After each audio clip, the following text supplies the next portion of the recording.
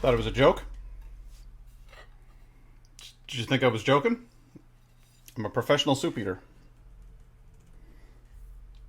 How you doing, Len? Need, need some soup.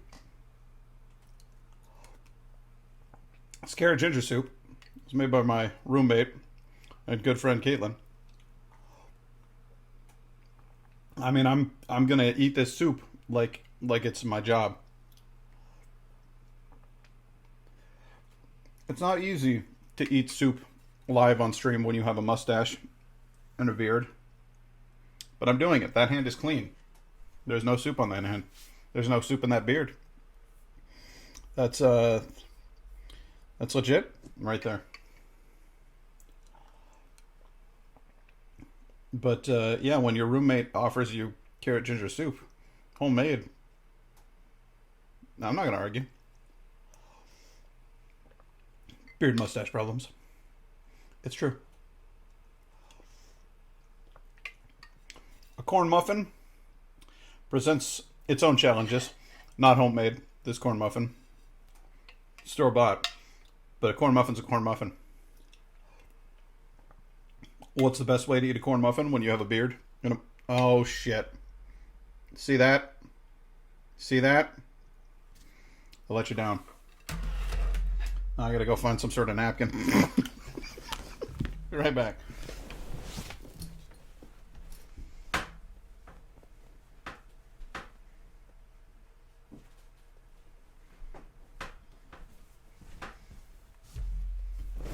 All right. Gotta. Well, it's corn muffin. It's just a plain cornmeal shaped into a muffin, probably loaded with sugar, and then sold as a nutritious breakfast. But basically, I consider that cornbread. Can be eaten any time of the day. What do you think about carrot ginger soup? If it gets into this beard, barely notice it. Practically invisible. Color on that. What?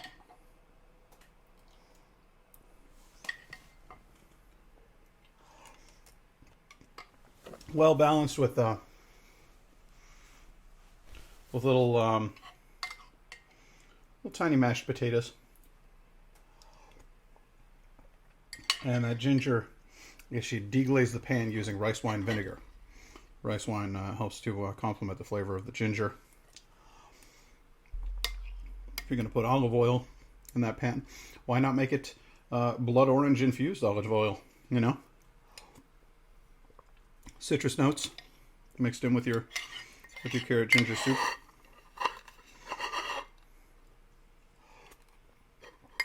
My roommate knows what she's doing. Some good ass soup right there. She made us brunch the other day. Good lord. Indigo came over, we had brunch. Porridge. Rice, water, spices, sugar, and then big old sticks of cinnamon. Just sitting there. Perfect. Candied bacon. She just was like, no, it's not good enough to make bacon. Once it's been cooked, let's go ahead and throw that... Oh, yeah, no, she said, hey, do you guys want to come over for brunch? And Indigo went like, and like all of the air came out of the room. I was okay. I opened a window. But she was so excited about the whole brunch situation that her gasp eliminated 99.7% of the oxygen content of the room in one inward breath. So I opened the window. The cat passed out. I had to pick the cat up and hold him up to the window. He's okay. He's all right. But she was a little excited about brunch. And so yeah, we did that. There was it was vegan sausage made up of fruits and stuff. I tried a piece of that. Had little slices of apple inside of it. A lot of the seasonings you'd expect in sausage, but none of the meat or animal byproducts. That was fine. And she made these seared little diced tomatoes, or potatoes, with parsley, sage, rosemary, and thyme. She brought Simon and Garfunkel.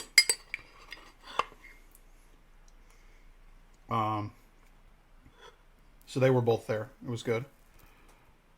She did, yeah, yes, yeah. That's where we went. For our brunch.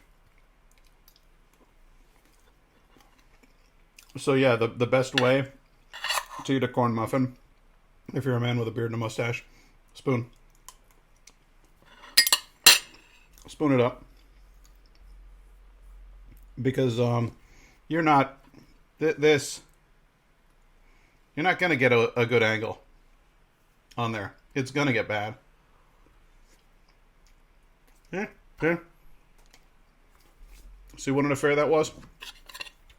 Would have been a nightmare.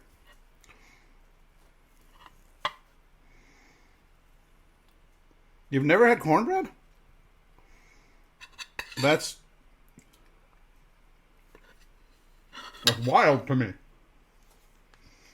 That absolutely blows my mind. Well, I mean, it doesn't, I guess, ultimately, it makes sense, because corn is like a, or was originally a uniquely American thing. In the, perhaps the greatest blunder of all time, the Native Americans taught the immigrants how to raise it, supplying them with enough food to buy them time through that first harsh winter, and then we murdered them all, just all of them, and shoved them onto tiny plots of land and treated them like crap for the next several centuries. But I could understand where corn wouldn't have like jumped off the shelves in other countries.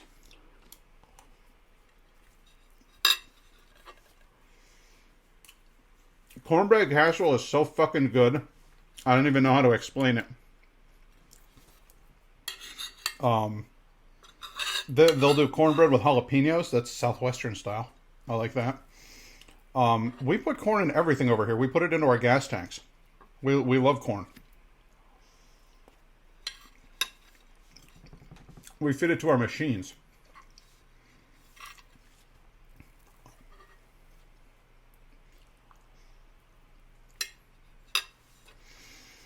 Southwestern style cornbread with little chunks of jalapeno pepper in it is delicious.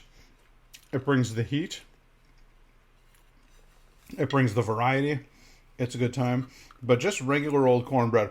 I used to have a corn muffin every single morning as a child, until they found out that it was directly contributing to my hyperactivity. And then they took that shit out of my diet and put me on Wheaties so fast. And I hate Wheaties to this day. Hate them.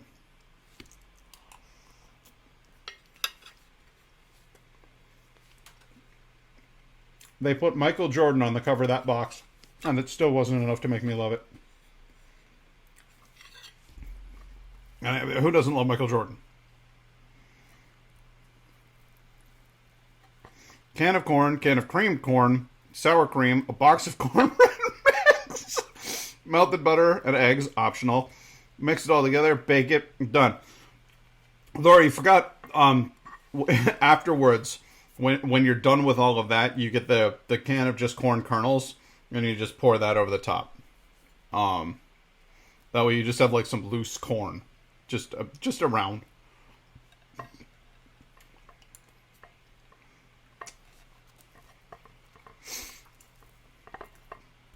It's like fucking Interstellar.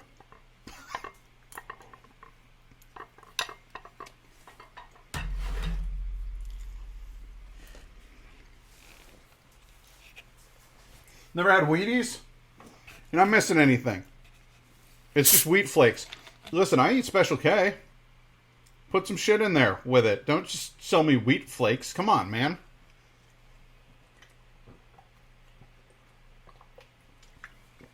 Garbage. Flavorless. Also, I apparently had a lactose intolerance as a kid. So instead of having milk on cereal, I had apple juice.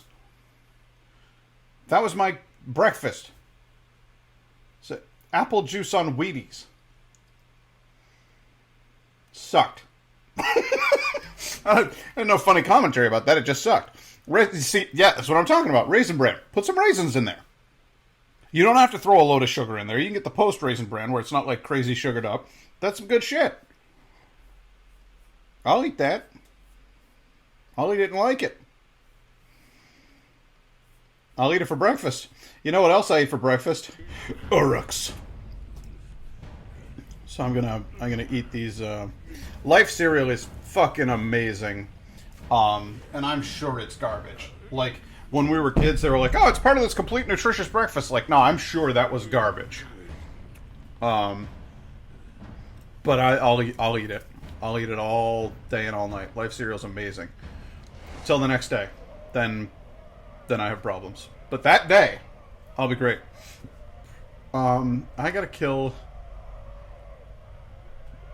Here's the thing. I don't want this guy. I don't like him. He's boring. I love blueberries on anything. Yogurt, granola, blueberries, and get this, shaved, unsweetened coconut. Throw that in there. You've got yourself a breakfast. That's a mighty fine way to start the day. And that's Indigo's fault right there for introducing me to that. We get this chocolate hazelnut granola. It's all gluten-free. It's all natural. And I never would have even walked into the gluten-free aisle. I'd have been like, pfft. And look at me. I've grown up a little bit. You know, it's used to sell the maple brown sugar variety. That was oh my god, anything with maple in it, I'll house that in a second. Tombhorn is savoring my defeat, huh? Well, let's see how that works out for him. This guy's my new target. I'm gonna get him. Queen Marwen was possessed.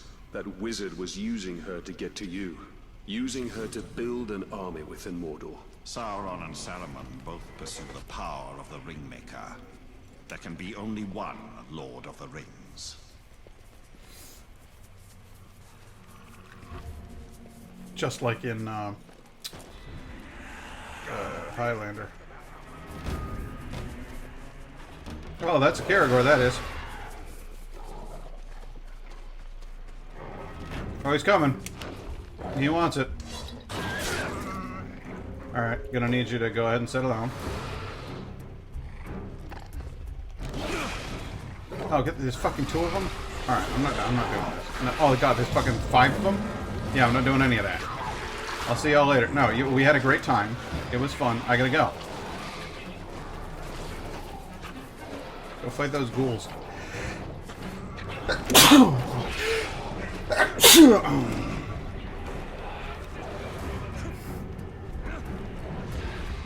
Meow.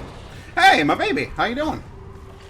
I was just talking about you. I was saying how if it weren't for you, I probably never would have even ventured into the gluten-free aisle over at Wegmans, and now I got that gluten-free chocolate hazelnut granola that I eat. Like it's I love that shit. So.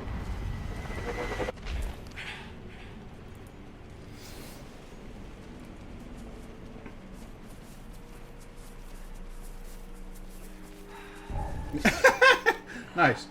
Well, you're a considerate individual. What can I say? Captain's not shown his face round here in a while. Doesn't matter. Not like his lordship. He was rock anyway. Don't like your captain, huh? You will. You will. Oi, tell us again about how you killed that ranger filth. Shut your face. I ain't giving you the satisfaction. There you go. I'm good. I got some laundry in the laundry machine. I got a belly full of carrot ginger soup and corn muffin.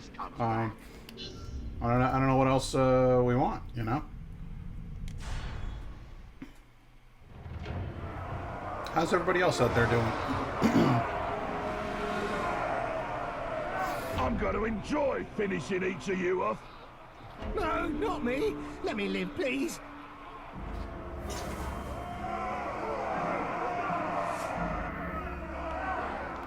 Oh, this is gonna be fucking easy. pathetic excuses for Uruk.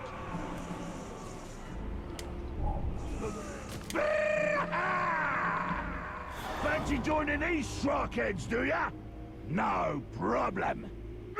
He's wearing a mask, which is very conscientious. Step up, He's a combat master, huh?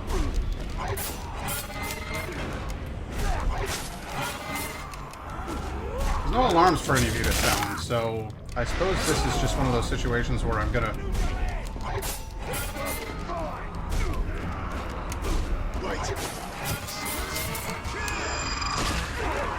You work for me now.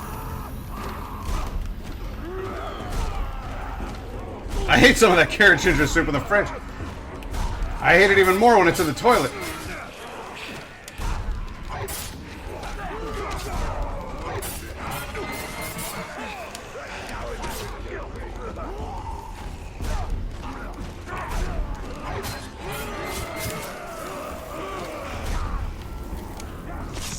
You work for me now.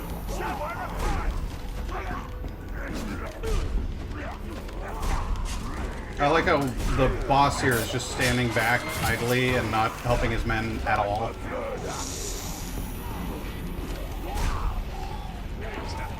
Fucking do what I taught you to do. Fight.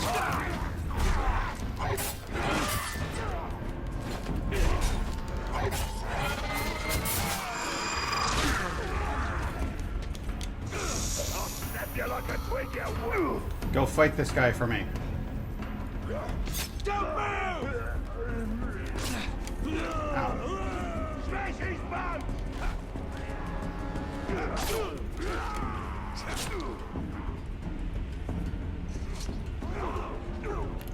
Alright, boys, that's enough.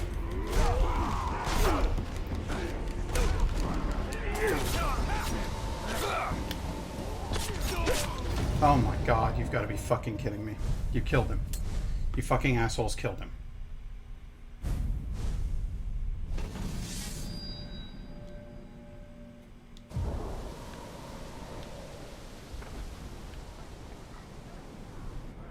Alright, well, your failed execution means that the guy that you were going to kill is now good to go. Stop attacking him. Doesn't he work for me?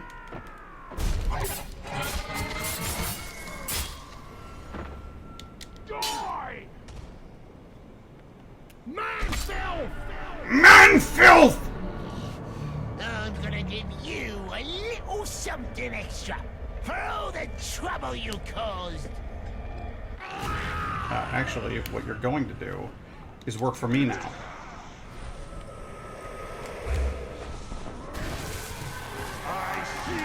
There, you're branded, and you tell me things.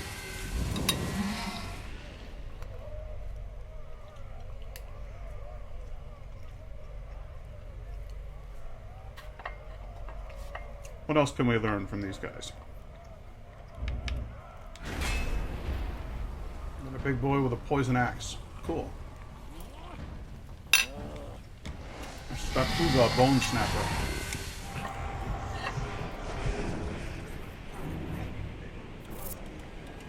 I don't have time to worry about every dead orc.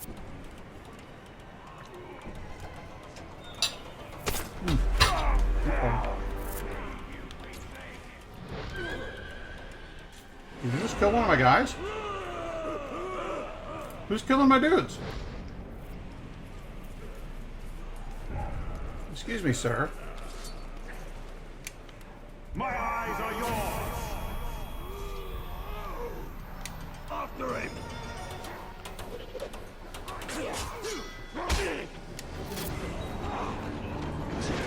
There was a boss here not moments ago.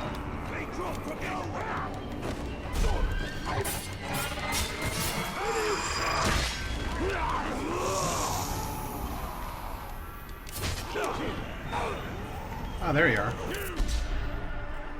Don't run again, or I'll chop your legs off and watch you paint the ground red!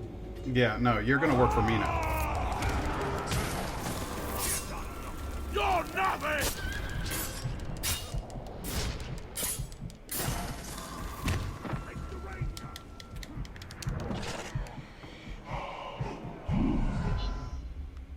Yeah, I got that. You're mine! Not like that!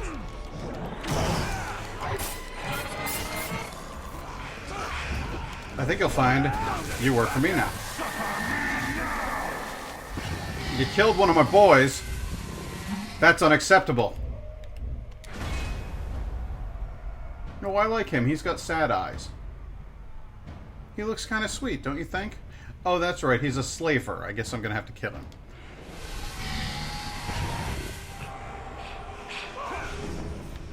Rush him! What? Excuse me, sir?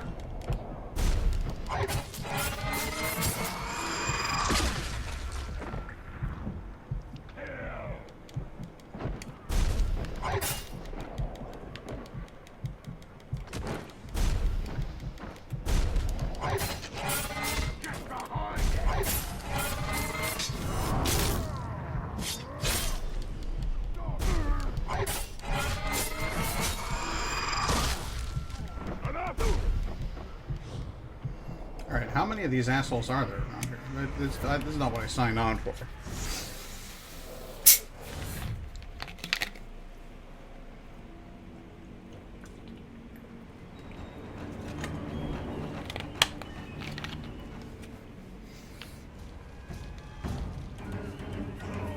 Go grab this thing, even though I'll never use it.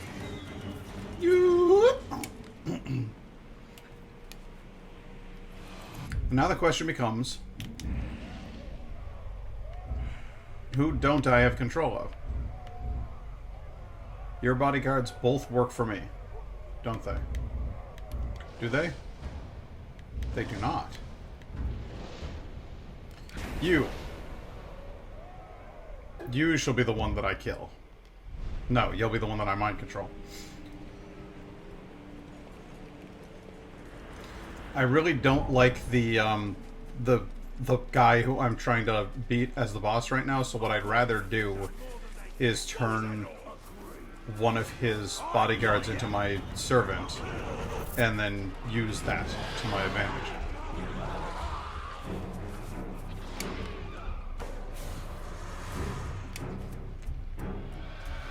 So that's my plan.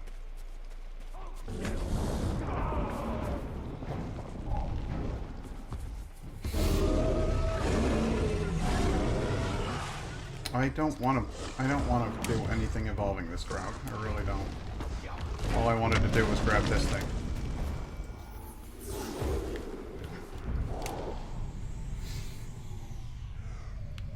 thing.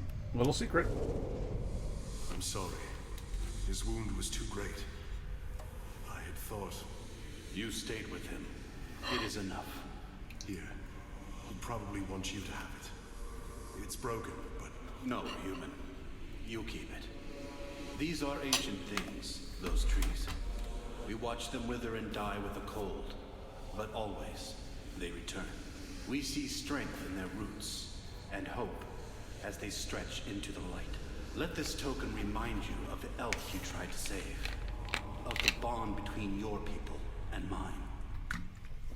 Well, isn't that sweet?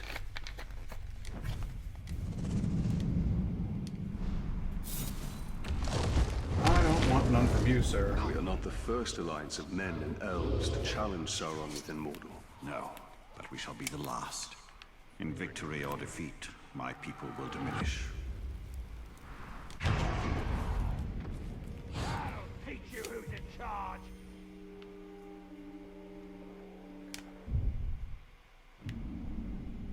What's this guy's deal? Stakuga Bone Snapper? Ushuk. Stakuga. What do you fear? Invulnerable to stealth. Oh, wow, yes. Victims don't get any last chance. Okay, so I cannot fuck around with this guy. I need to take him seriously. And so I shall.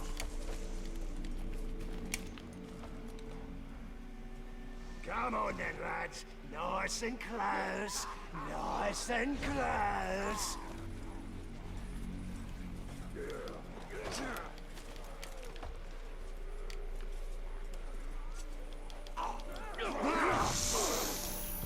sleeping slave! Yeah! This God's life! Follow my will. So chaos.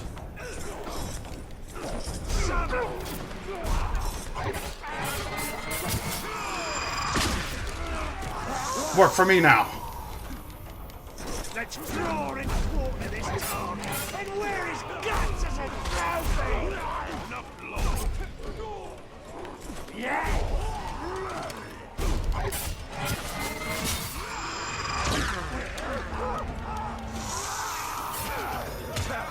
I recognize that. Yeah. Have you ever seen a man ruined by a dozen Uruks at once, my sweet? Yeah, it happened to me, actually. Oh, that jump attack is pretty dope. I like that.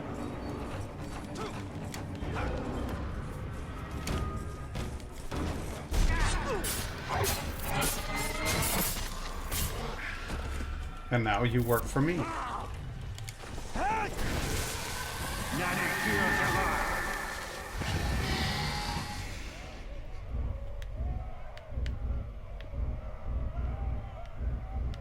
Well, there's just no intel to be gained here, is there? Alright, that's fine. Make a death threat on this guy. No. This guy. I don't like his dumb hat. Make him pay.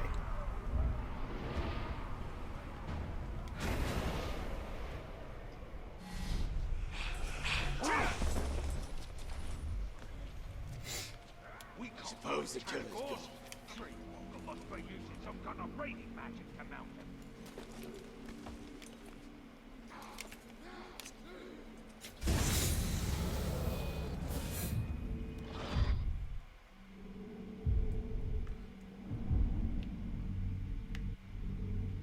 Alright, going this way then.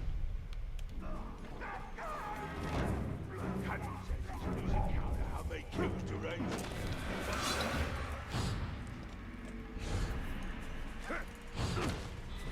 Sometimes with this game, rather than just going directly for the throat like I have been, it is far better to lay a seemingly overcomplicated and elaborate trap. What I'm essentially doing right now is killing off one of the bodyguards of my enemy, and then mind controlling the other bodyguard of my enemy. Then he'll only have one guy with him to help him fight, and that guy will turn on him. And when that guy does turn on him, we'll kill the guy I want to kill, and that bodyguard will take his place as war chief. I don't want to have a second bodyguard there with him, because I risk fucking it up again. And this particular enemy that I'm going after to kill is another one of those guys who you don't get any last chance with. So if he knocks you down to low health, you're fucking dead. Like, he's just gonna cut your head off, and you're gonna die. Which is what they call it where I come from, a major bummer. So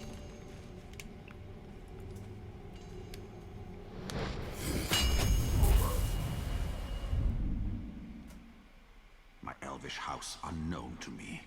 Is this my inheritance? I don't think that's how it works, boss. Let's see here. This is what I'm going.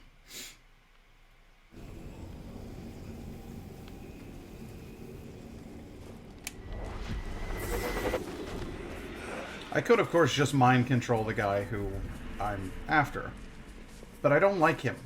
He's boring looking. I'd much rather have the spear-throwing weirdo with the funny fanged helmet be my general.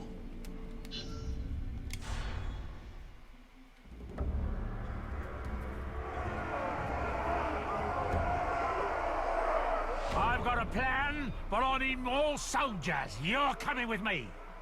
I follow no one. Destroy the turncoats! Malmug. Damaged by explosions, can be injured by explosions, can be injured by combat finishers. Invulnerable to stealth, invulnerable to ranged. Damn. Vault Breaker blocks attempt to jump over him. That sucks. Alright, well, then I need... You're in my sights!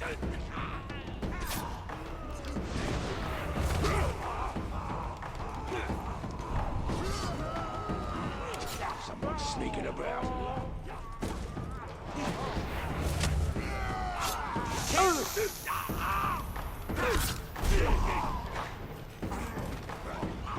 Fight for me!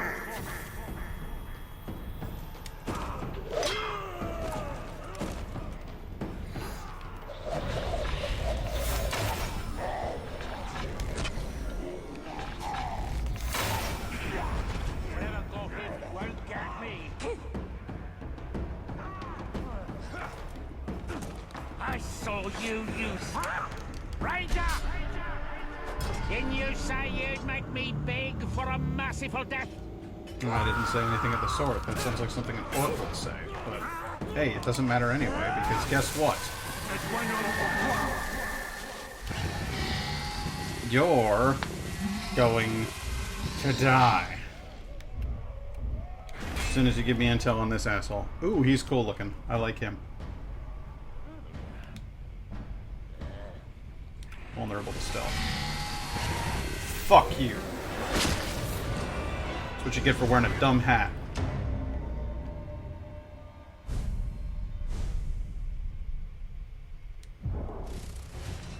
Death is your only rest. Black white now. Alright, good. So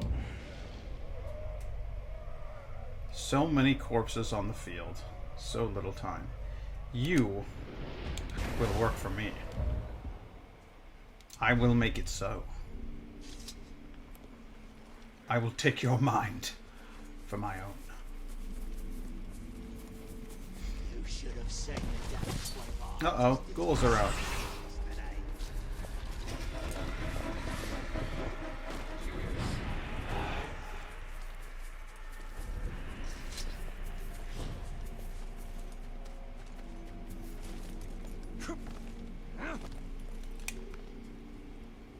Now to bring this asshole out. Come on out, elite captain.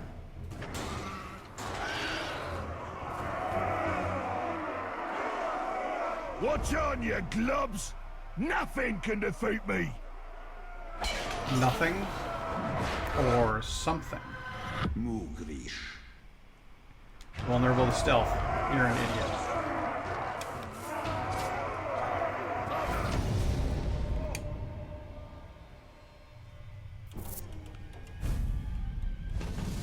Good, you'll be even more powerful when you work for me. Now even the categories will know to fear me!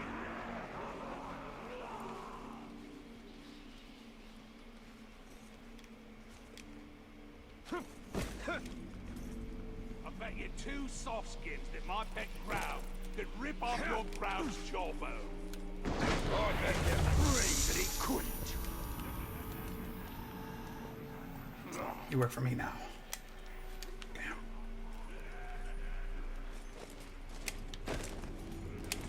I see the Ranger. I'm gonna kill him slowly. You work for me now.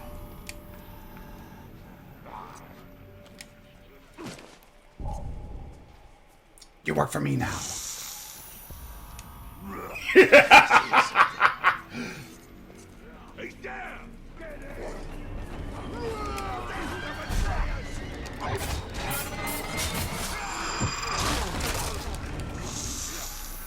You work for me now. Alright, good. Now let's get the hell out of here before they notice. Everybody here works for me now. It's a good company. We have health benefits, extended maternity and paternity leave. You'll be fairly treated. Management will respect you as though you're a human being. Seemingly unheard of principles.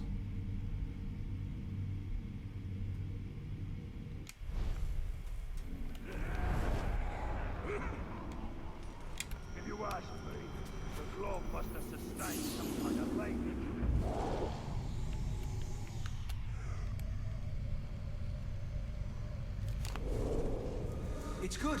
A coin of the realm. Sure, but it's the coin of Gondor's realm. If you don't want it... I didn't say that, Cap.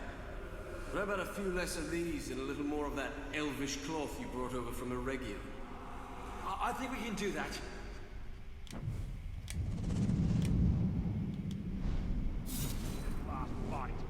We are ready now. Wealth will not save Gondor. Uruk do not care for trinkets. Sauron will use gold to buy allies among the kingdoms of men. What was that? You say something.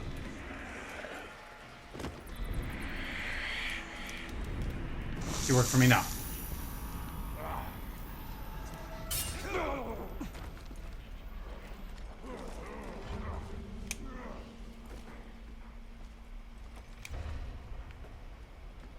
We've had these menfolk digging for artifacts for hours. And all they've turned up is worms. Well, worms are great. I mean, they aerate the soil. Their poop provides value and nutrition for plant life. Don't underestimate worms. The worm lady of Kalamazoo would be very upset. Be on guard just in case it's a ranger. Whatever killed him, I just hope it stays away.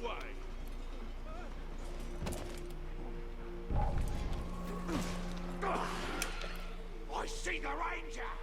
You do not see any such thing. Behind you!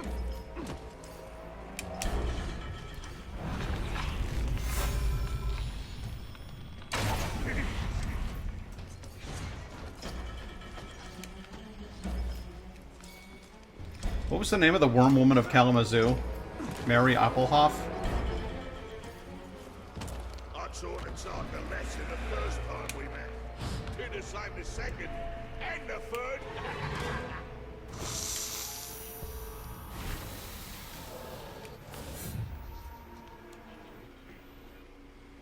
I love that lady. Too bad She's only awesome. a stupid slave survived that. Did you hear them trash talking worms down there?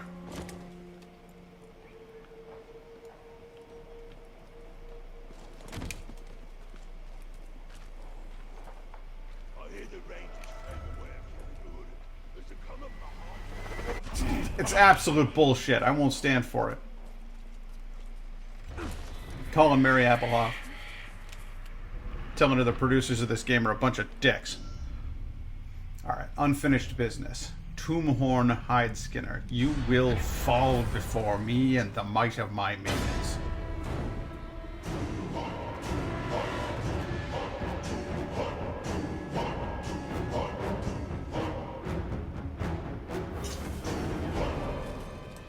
He has another bodyguard with him. Why the hell does he have another bodyguard? Did he select another bodyguard? Bullshit. Who is that guy?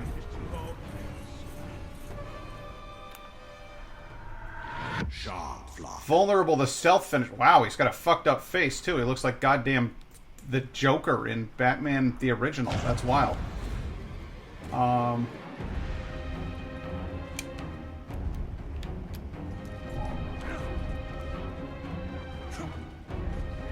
You might be able to smell me.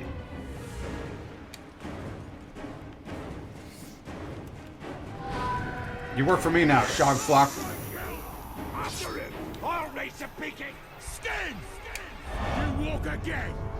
Do you have some kind of magical hide? I certainly do. I have a magical hide. Take a closer look this time.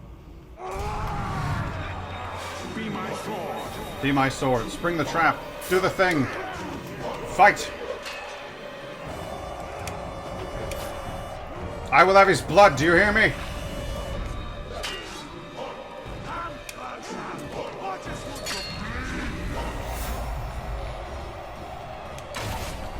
Gotcha.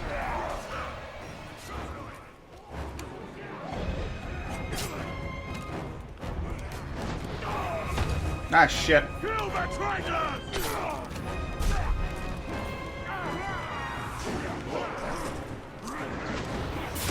Die!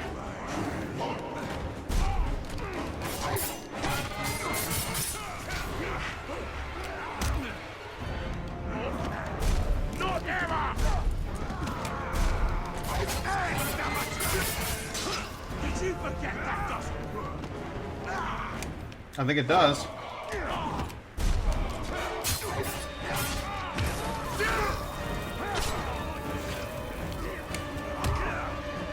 Don't waste my time. This is Shrock. We will meet again, and I will have my revenge. Not a fucking chance. You're dead. Dead!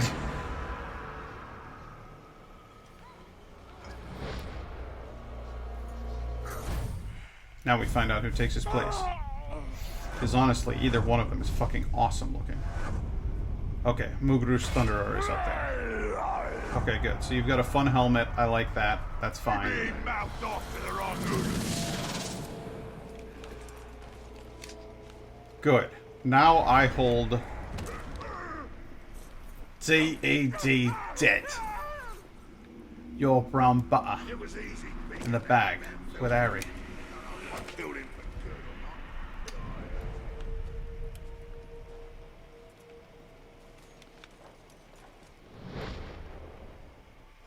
Oh no! Tar's blood liquor is dead.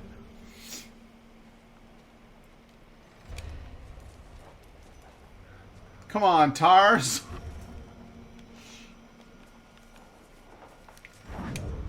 Anybody get that reference?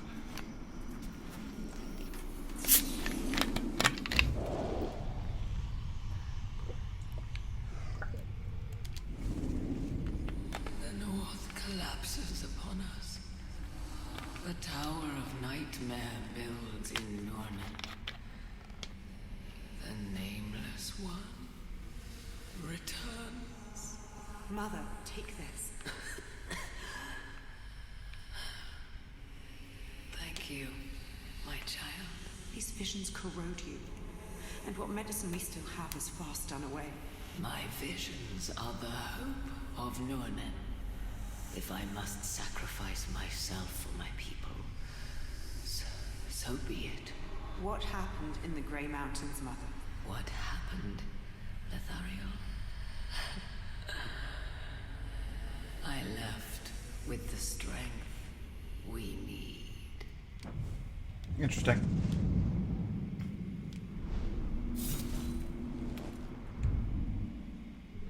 Now that I have done that, I believe I have... Yes, okay. Lord of Mordor, your forces await your command. The time has come to launch your assault against the Black Hand. Oh, I will. I will. Information can be dangerous. The difference between poison and medicine is often in the dose. Did I see the great one with the tiny creature? What do you think they're up to? Nothing good! Bucket in blood. I need to know some things about this guy. Oh, he's an unlikable one. Hura the Poet. Watch him! Oh boy, you guys are like here from blood, huh? Okay, well, that's understandable. I'm gonna eat these mushrooms, I guess.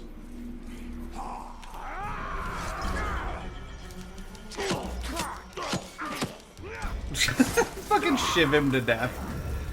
Jesus Christ. Just brutal.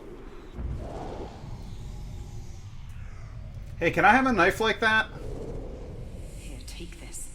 I want someone watching over Queen Marwen at all times. I feel like Nyguy would really like that knife. Now go. Mother, Simple, but what is functional, happening to you know? Is this gift worth the price you are paying? The end of darkness is worth whatever price. Such is the spirit of Nornen, Lethariel. Nernan needs you, Mother. These visions do not bring us enough benefit to befit your loss. But they do, my child. I have seen a vision of the Ringmaker, Celebrimboy himself. It is through him alone that Nornen may be saved. Well, not him alone. We're very much together, but that's fine.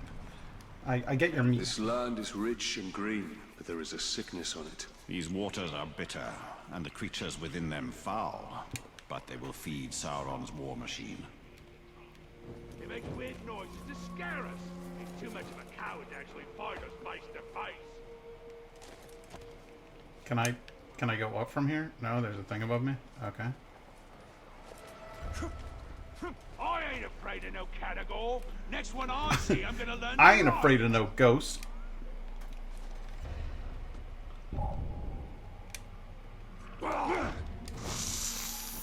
Here, fight that guy, it'll be fun.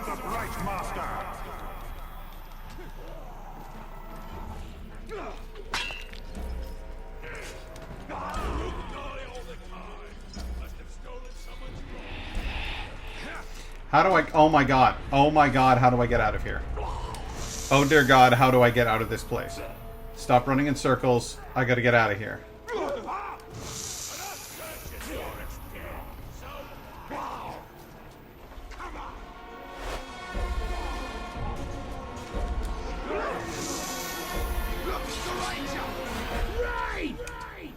Oh hey, I like you! But I mean, who they say death approaches?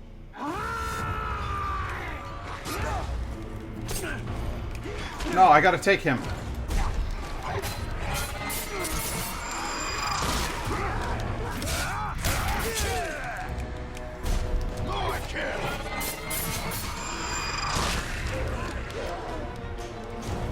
You see all of us? You're in back, you maniac! Can you block this?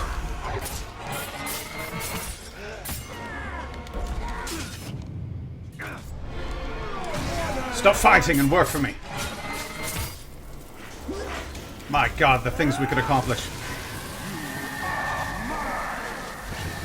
Imagine.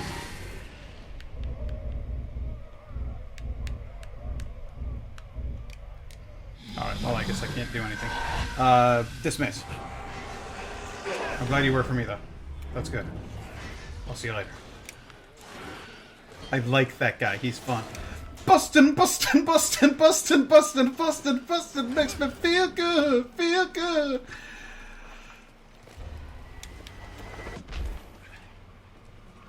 I ain't afraid of no sleep.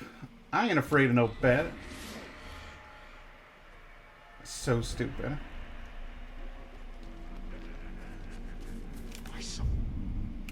Alright, let's advance time. Let's see what happens. Power increase, that's cool. You had a feast, it made you stronger. Cool. You got strong from a beast hunt. You got promoted. Good for you. Tor's the surgeon is moving up in the world. That's good. Humgrot the dreamer is doing pretty good in life. Stuckhuga Bone Snapper is moving up. Got some new blood in here. Just the one, huh? Alright, that's fine.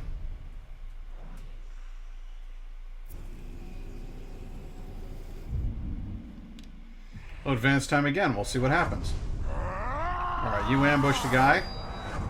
Power increase from it. You had a duel with him? Who won? Hell yeah! Good for you, Amug. Oh, no, you guys... Uruks are constantly fighting each other when time passes. A battle report will show the outcomes of all unresolved power struggles. Yeah, that's fine.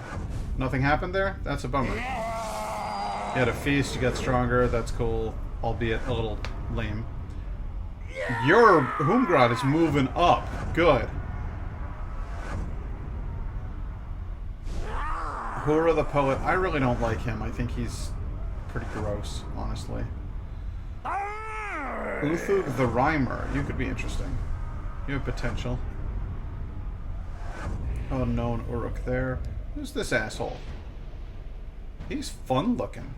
Nazduk, how come you're down at the bottom ranks and we got like well, the guy I like here, Humgrad, is only level 11 and he outranks you by a fair bit. That doesn't seem fair. Seems like the kind of thing that ought to be resolved at some point or another. Eventually, I stop playing the missions at all and just start trying to build an army with captains that I like the looks of. Like this guy, fuck yeah. Diseased, metal literally holding his head together because he's got all of these like pustulant, nasty like bulbs coming out of him. Just awesome. That's cool. This guy right here, boring as shit. Grublik the Flogger? Come on, man. You can do better than that. I don't see why he's in power at all. This guy right here, Posh Blade Sharpener. Alright, that's one metal son of a bitch. He's got himself a real nice helmet, shows off his jawline real well. He's got some cool spines on his shoulders. Real bad posture. Probably got some serious lower back issues. This dude right here, bony helmet, throwing spears. Awesome. This guy, I like his hat, but I don't know. I feel like I've already got enough, like, on the big boy front. I feel like this is my big boy. This is my chosen big boy. But this guy's the first one who has to go. I'm going to replace him with... Actually, his bodyguard is already the guy I want to replace him with, so that's phenomenal. I'm going to call this guy out because I need to talk to him, and then I'm going to kill him. And I'm gonna let his underling take over for him because his underling is way cooler. Way cooler. Because he's covered in feathers and he's got a fun hat. That's how I make decisions. Those are the qualities that I'm looking for in the leadership in my organization. You disgust me!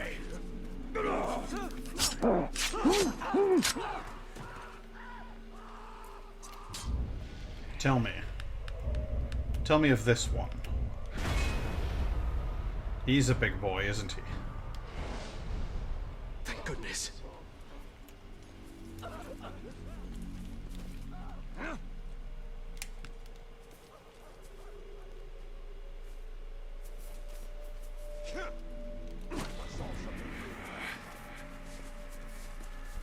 So yeah, I'm gonna go over here and I'm gonna summon my minion, and then I'm just gonna kill him. They'll be superseded by his... Actually, you know what would be a better way to do that? A better way, all around, would be to go talk to this guy and manipulate him into fighting the other guy. That would be the way to do it. That ought to cause some confusion. Submit! Heed my command!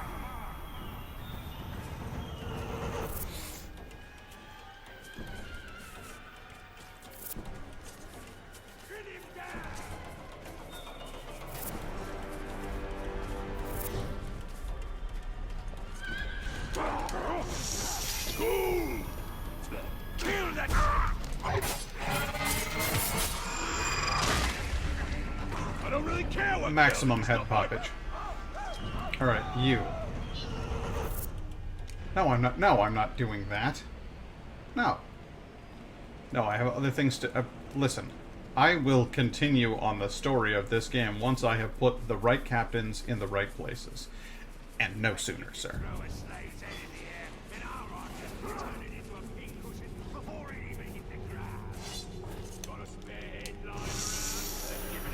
Just race that draw.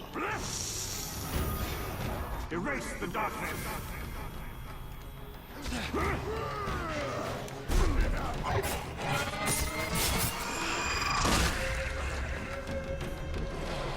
You.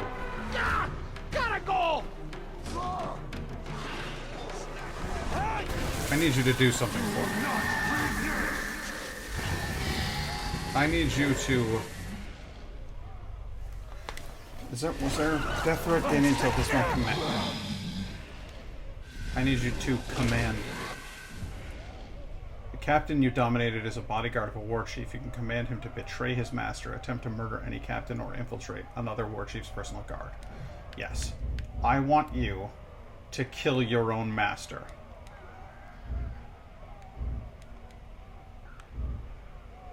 Is that unreasonable?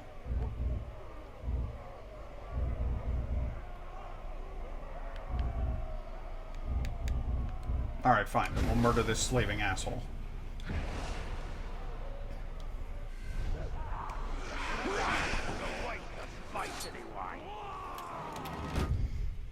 So what do we do to get that to happen?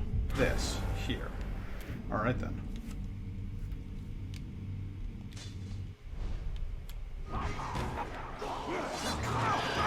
Alright, you orcs are being shredded by Karagor, so that's fine. I just need to break eye contact with you. Rules, of course. Always with the rules.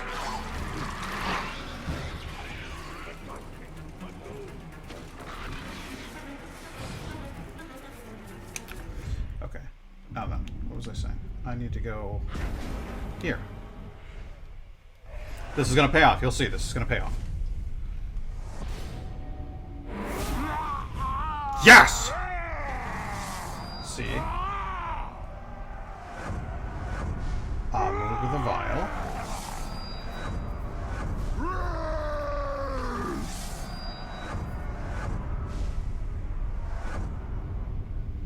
Stakuga.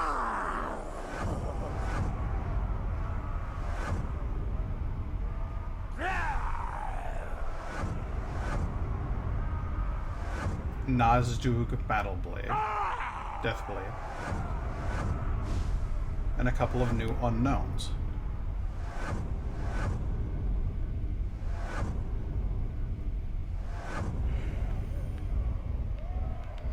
Now, what's going on with you?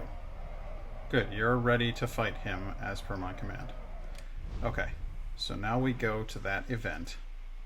You kill the slaver, that increases your power level, which will make you a more worthy servant to my cause.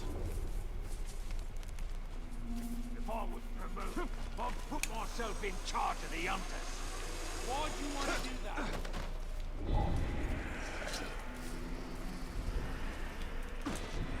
Controls aren't always perfect. Sorry. There you go. Here's the battle.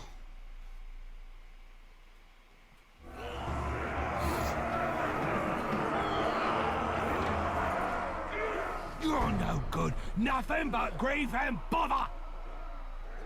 Stop talking. Time to kill each other now.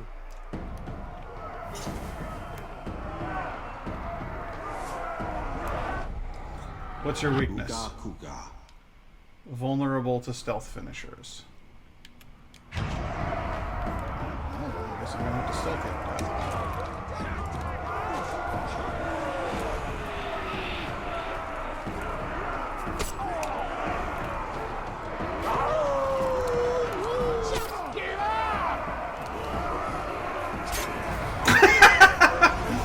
That's good. See ya. Duel resolved. Humgrat is now power level 12. Just as hoped and expected. And they think he did it himself. Less for me to mop up.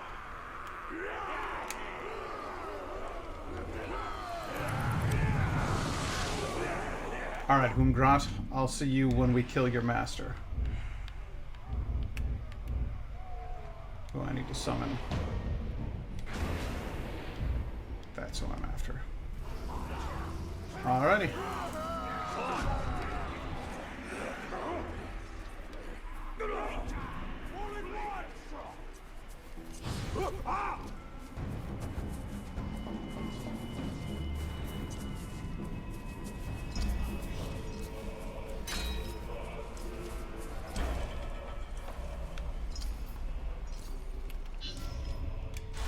So we're going to summon you forth. There you are. I love the name Groovlik, but I'm sorry, this guy's just boring. He's not interesting, you know?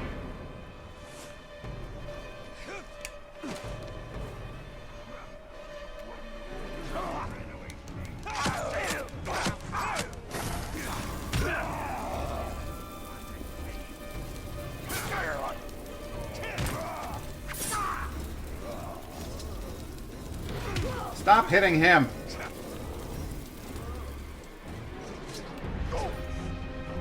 Fine. Do I have the ability to dominate?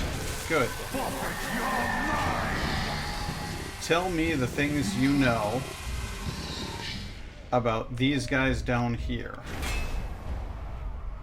He's a fun-looking one. Now, die. Good. Rublik the Flogger has died, and his feathered friend Humgroth the Dreamer has succeeded him. Just as I had hoped. There we are.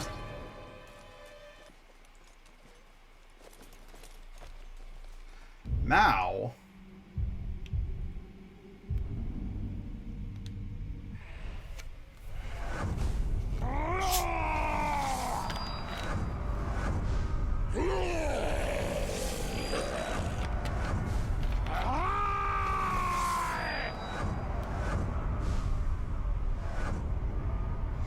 Gimub Hot Tongs is a pretty sweet name. Because it's this close to Gimub Hot Dogs.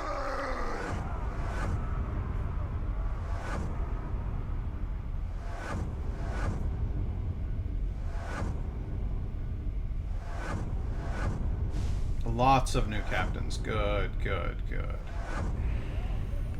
Fill the space.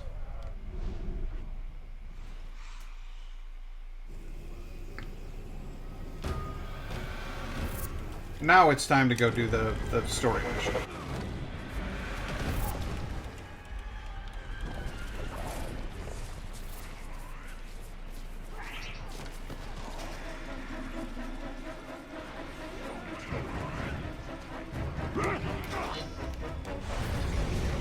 Let's kill this son of a bitch. We wish to thank you for coming to our aid, Captain. Aye. Never realized my smuggling could be so appreciated by the Queen. Lady. They're here. Orcs. Well, they make bad passengers. But I've carried worse. Lady. Keep that plank level. Oi, touch nothing. Queen Marwen. It's good to see you in better health. The boats are ready. The skippers have been briefed on your destination. Good. How long will those orcs obey you? Well, Bless up Mandem. I'm in your debt. We owe you our lives, Talion.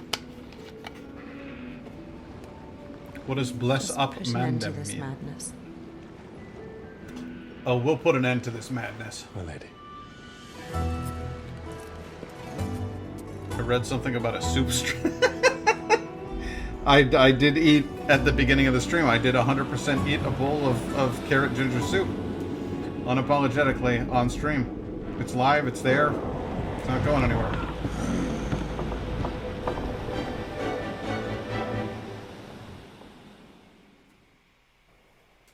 Listen, I'm sorry. I'm sorry. I was hungry. You understand.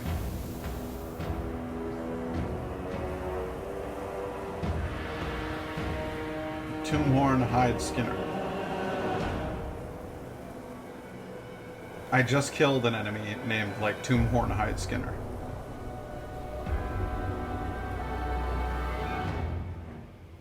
What up, Tombhorn? Srock! Srock has bled us bad, bled us hard. Srock has butchered us, stole our minds, stole our will, taking Mordor! No more! No more! Drown the air with Uruk cries, and the earth with Uruk blood! For Middle-earth!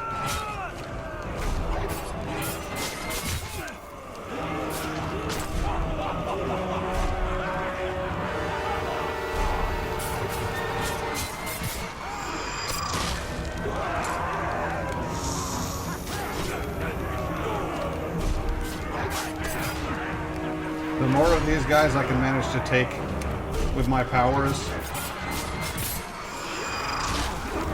No longer each of my generals will survive.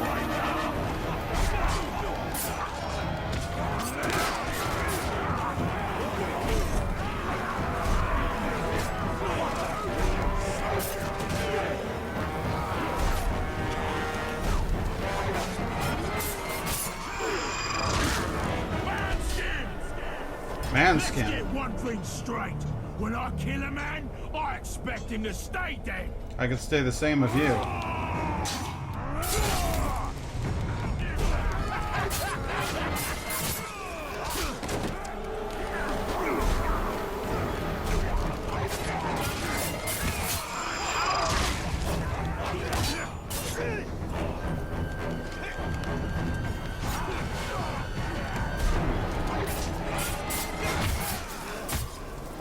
Today you die! What a waste We are at the final reckoning. The fortress of the There we Black go. Hand. I fucking hate this guy. And I don't want him. Do you hear me? I don't want you.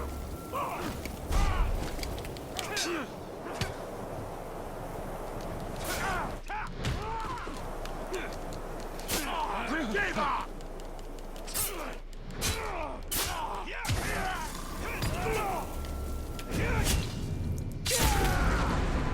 Fuck you.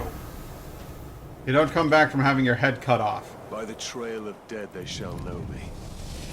There we go. It's playing our Assassin's Creed Valhalla when you went live.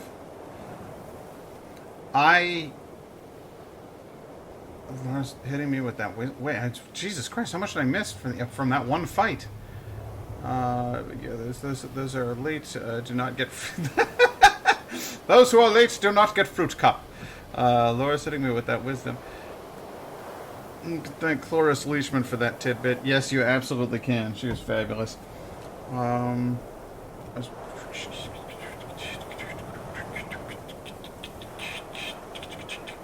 Him is your default. What are you, the patriarchy? This trap. The silence taunts us. What sorcery is at work here? Probably pretty bad sorcery, given the fact that, you know, this guy managed to accidentally bring you back from the dead.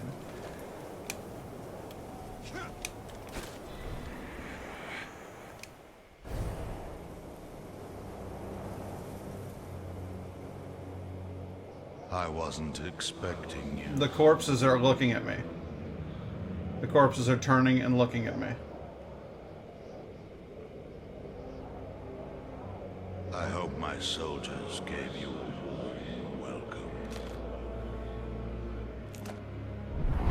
Where are you? Show yourself! This is the work of the tower. The Black Hand went looking for you. But it will give me great pleasure to take you myself. I wonder. The tower, huh?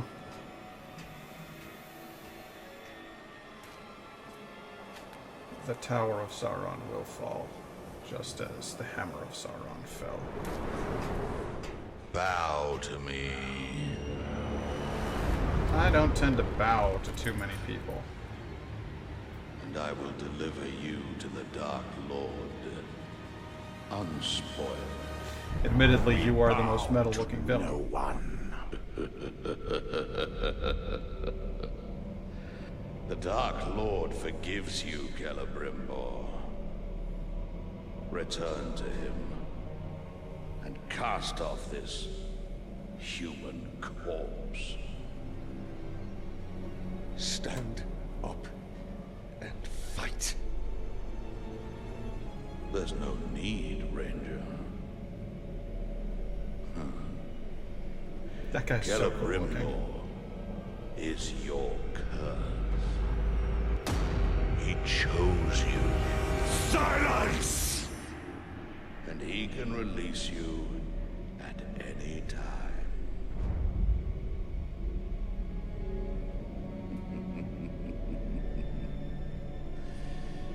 Yes, that's all you are, Ranger. a vessel for the Ringmaker. No. I'm also a vessel for vengeance.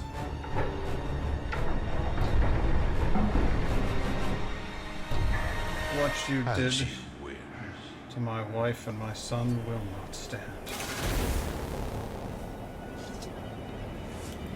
What joy it is to fight such pain, such a broken mind.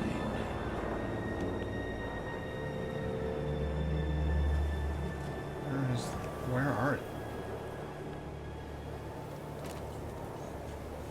Why didn't you die?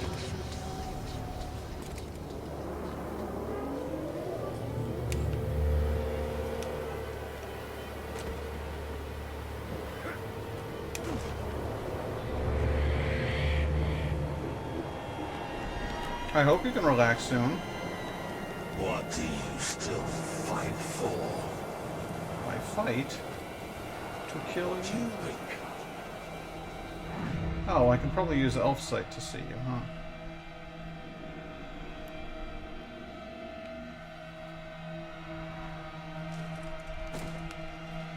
You told me to fight. How do you like that? Is that good stuff? Did you like it?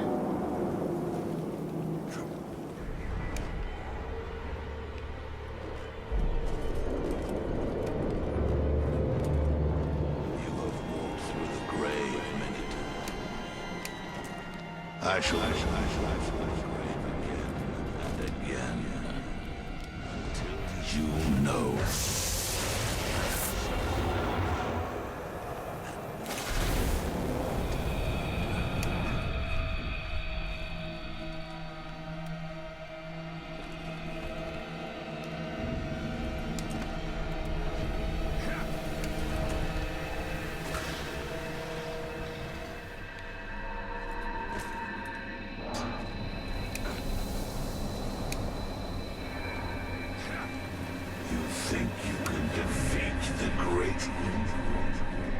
So you acknowledge that you're evil?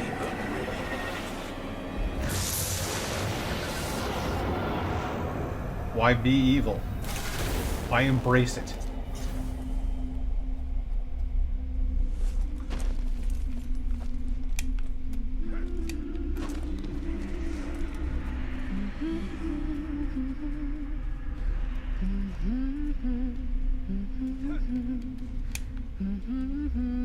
That's not your wife, Talion.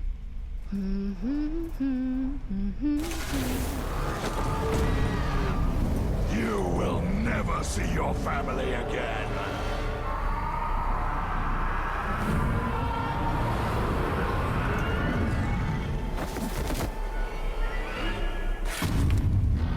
Then neither will you. Fuck, Talion.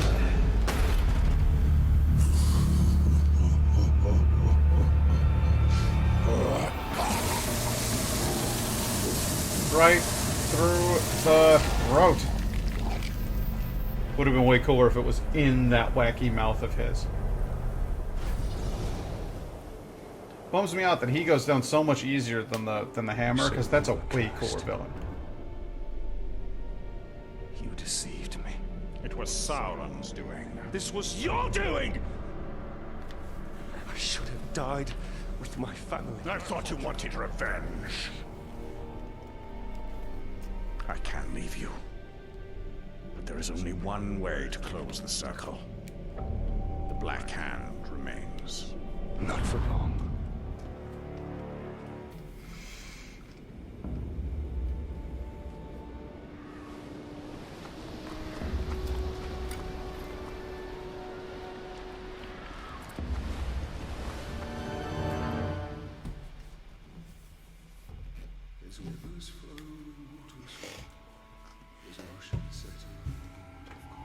Isn't that kind of a bummer to you? Like, what? That guy looks cooler than the Black Hand. He looks cooler than the Black Hammer. Or the Hammer of Sauron.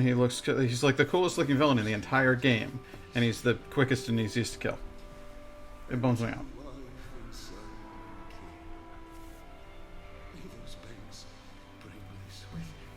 He's awesome.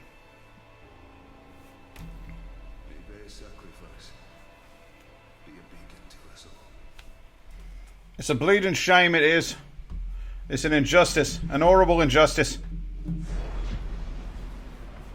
Oops. Balls up the camera. None is in flames. We must return to Queen Marwen. The Black Hand has been here. I can feel it. Lothario. You don't... Yeah, you're real worried about going back to your family, aren't you? I'm sure you don't want to stick around and, I don't know, maybe hit on Lothario some more?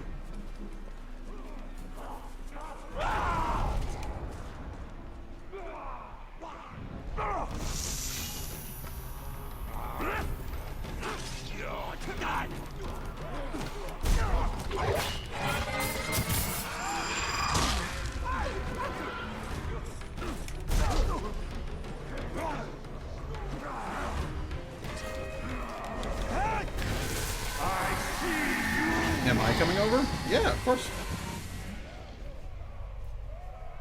Why? Were you planning on like getting some dinner or something? Because I already had some. I had soup. It was good. It's good soup. For the Lord, Jesus Christ, I gotta get out of here.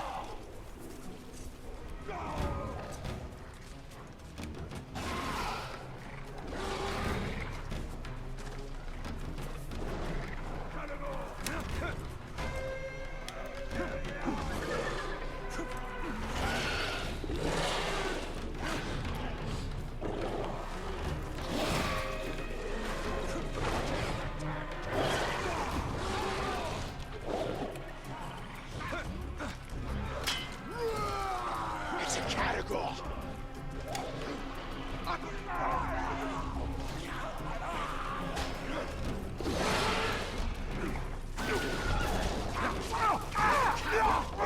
Axe throwing wankers. Oh shit. I don't want to lose him. Oh good, he's fine. Apparently he's quite good at killing characters. Aw, you're gonna wait until I get there to have soup? I think that's silly. I think you should have soup when you're hungry.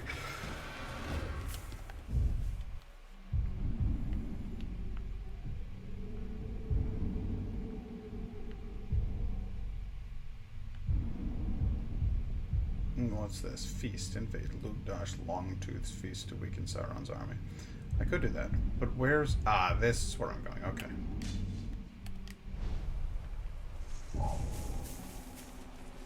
Just trying to figure out, I'm like, what the hell am I even doing? Did you hear that? No. After him! I'll kill you!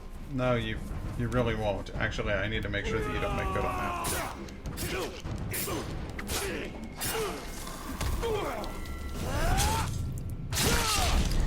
You won't kill me. Another May. But not you. Anyone seen the Mighty Boosh? Soup, that tasty soup. I fucking love the Mighty Boosh, though I have not seen very much of it at all.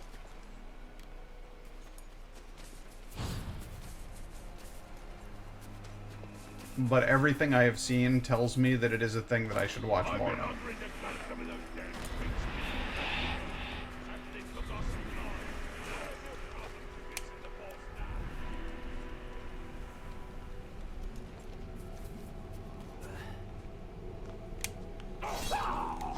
Hey, dude.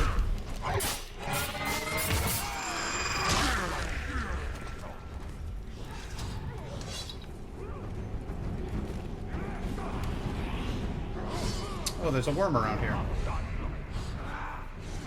I'll kill you! I don't have time to worry about You're dead. Yeah, you work for me.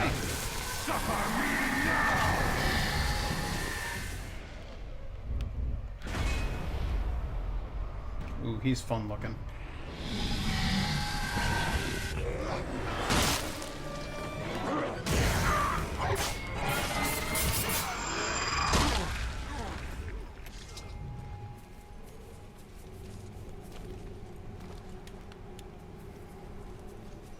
There we go. The Mighty Boosh. The Hitcher is my favorite character I've encountered on that show, though. Mordor in flames. You have returned to Nerd to discover that the Black Hand has been here before you. Alright, well then I guess I better do something. Oh, shit. I mean, like, he really was, like, here. I am not worth your vengeance, Father. Why do you fight?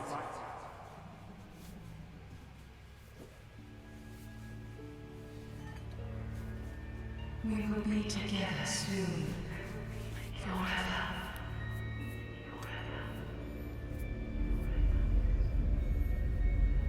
This feels like manipulation.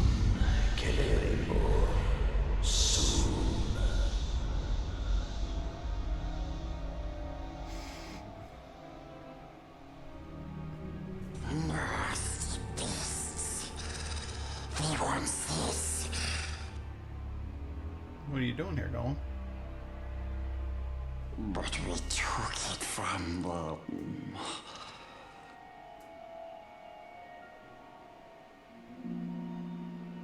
Is it time to scream and fall on the ground? Oh, it looks that way.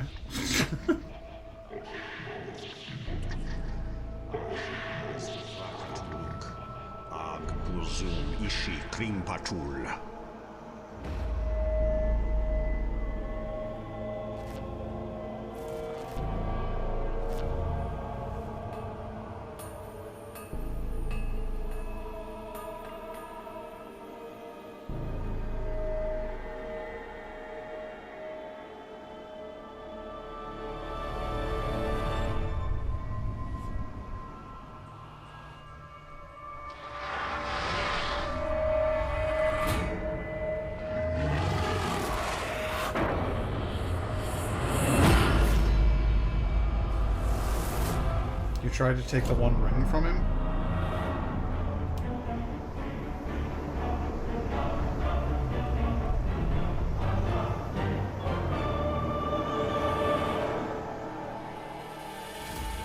Well, that would have pissed him off good.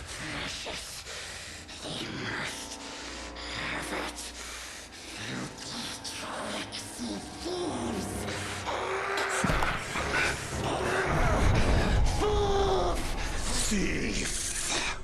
It was mine to keep. Be gone.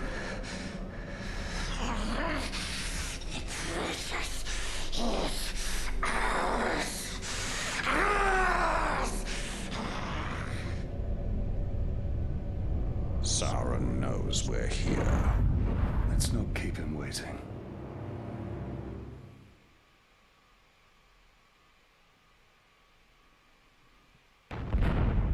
And Mount Doom erupts.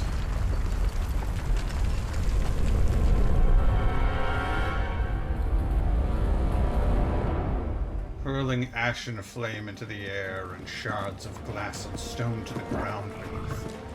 A maelstrom of pain.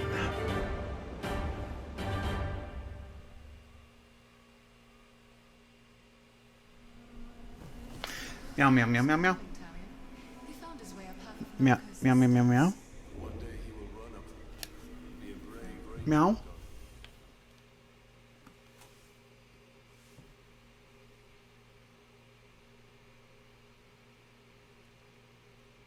Meow.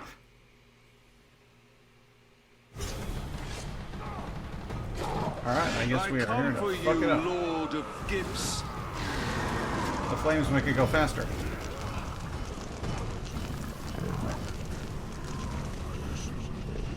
Feel the true power of the Grave Walker!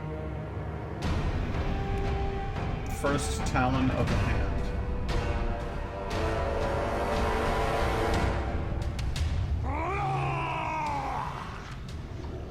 You just gotta hate of Karagor as it made him angry. Deathwalker!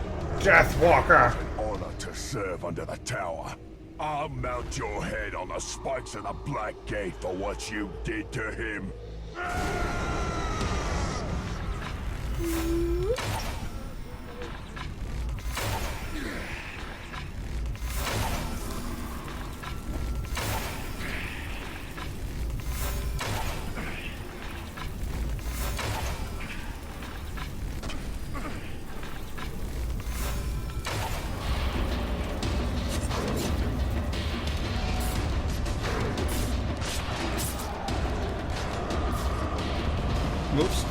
be more careful with my own people.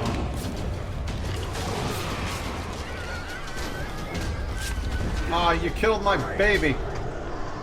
You're the one who tried to save the witch's fishy folk. But you turned back, and we made him scream.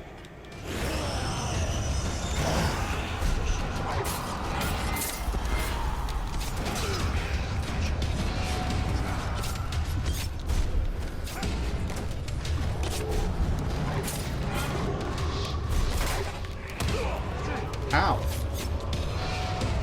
What is this, fucking WWE? Jesus, that hurt like hell. And now I'm on my legs. Or on my knees. I'm on my legs!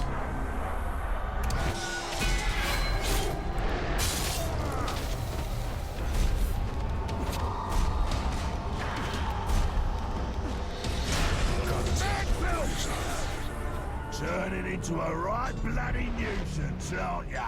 Oh, You'll I find 100% my am. neck a little harder than the towers.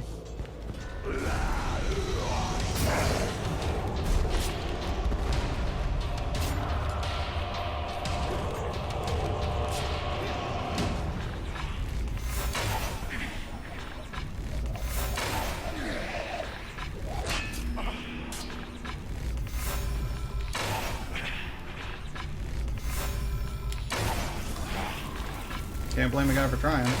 Oh, it's working.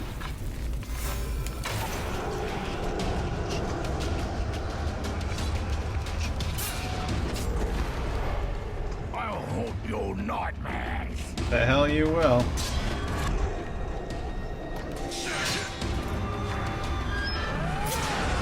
I don't sleep.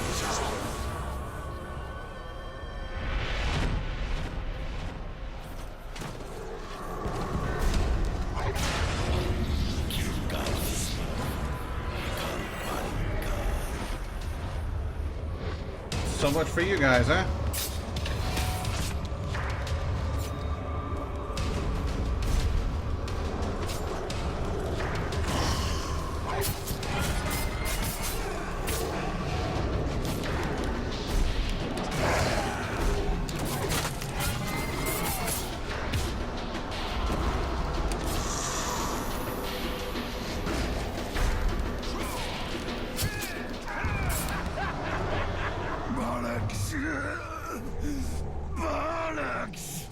Yes, we've all got them.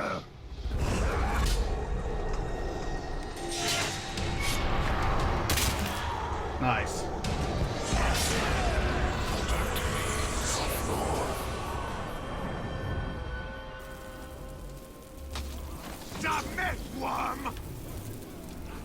All right, not a casualty on our side. Good job, guys. Is that the ranger? Find him. All of my generals survived. Extra hours are kind of popping out of my job for that reason. Good job. Good. I have a long, tedious night. With shadow and flame falling on the Black Gate. The hammer and the tower are dead. Sauron is still weak. Without the power of the One Ring or the Ringmaker, he cannot take form. He will be trapped within Mordor, no more than an eye of flame bound to his dark tower. And at last I can die, and none will avenge me.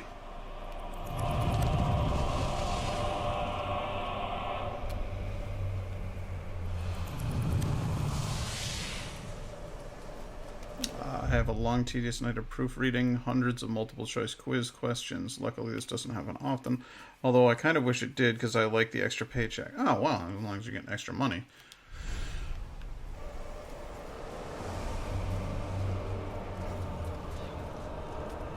Who died? Which one of you died? It wasn't my favorite, was it? Oh, no. Oh, no. Oh, no. No, it couldn't have been. No, not the sickly guy. Aw, man, I liked him. He was my Yeah, there's only 4 of them now. Amug the Vile. Shog Flock the Brawler, I didn't care about him. Mugrish the Thunderer. Gudza Broken Shield. These guys, those are. Oh, okay. No, my generals from Nirn are fine. This is a whole nother animal right here. Whole nother animal. These are the boring guys that I didn't give a rat's ass about. My captains over in Nirn. Those are the ones I worry about.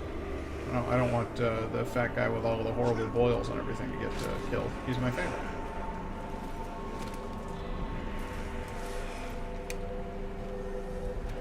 I'd be bummed out. It's totally separate from my full-time job. It's a side gig. I used to have an online education company. I was contracted to read children's books of all levels and write multiple-choice questions about them. The company that provided this work ran out of books for us to read years ago, but slowly more are coming in, and occasionally the boss can't do them herself, so she passes them to my mom, who passes some along to me. Wow, that's involved, but it's a functional arrangement.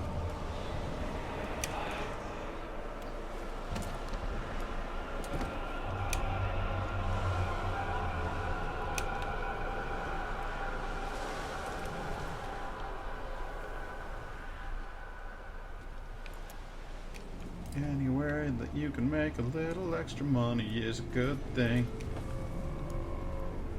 As long as it doesn't involve child trafficking, because that's really not a way to do it. Ethics and business can be friends, but it's rarely the case, because everyone is a giant dick. But I know you're not.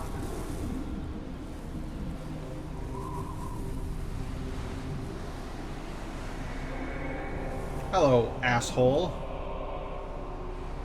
You want to explain to me why you slit my throat in a blood ritual? I have a gift for you, Celebrimbor. My name is Celebrimbor.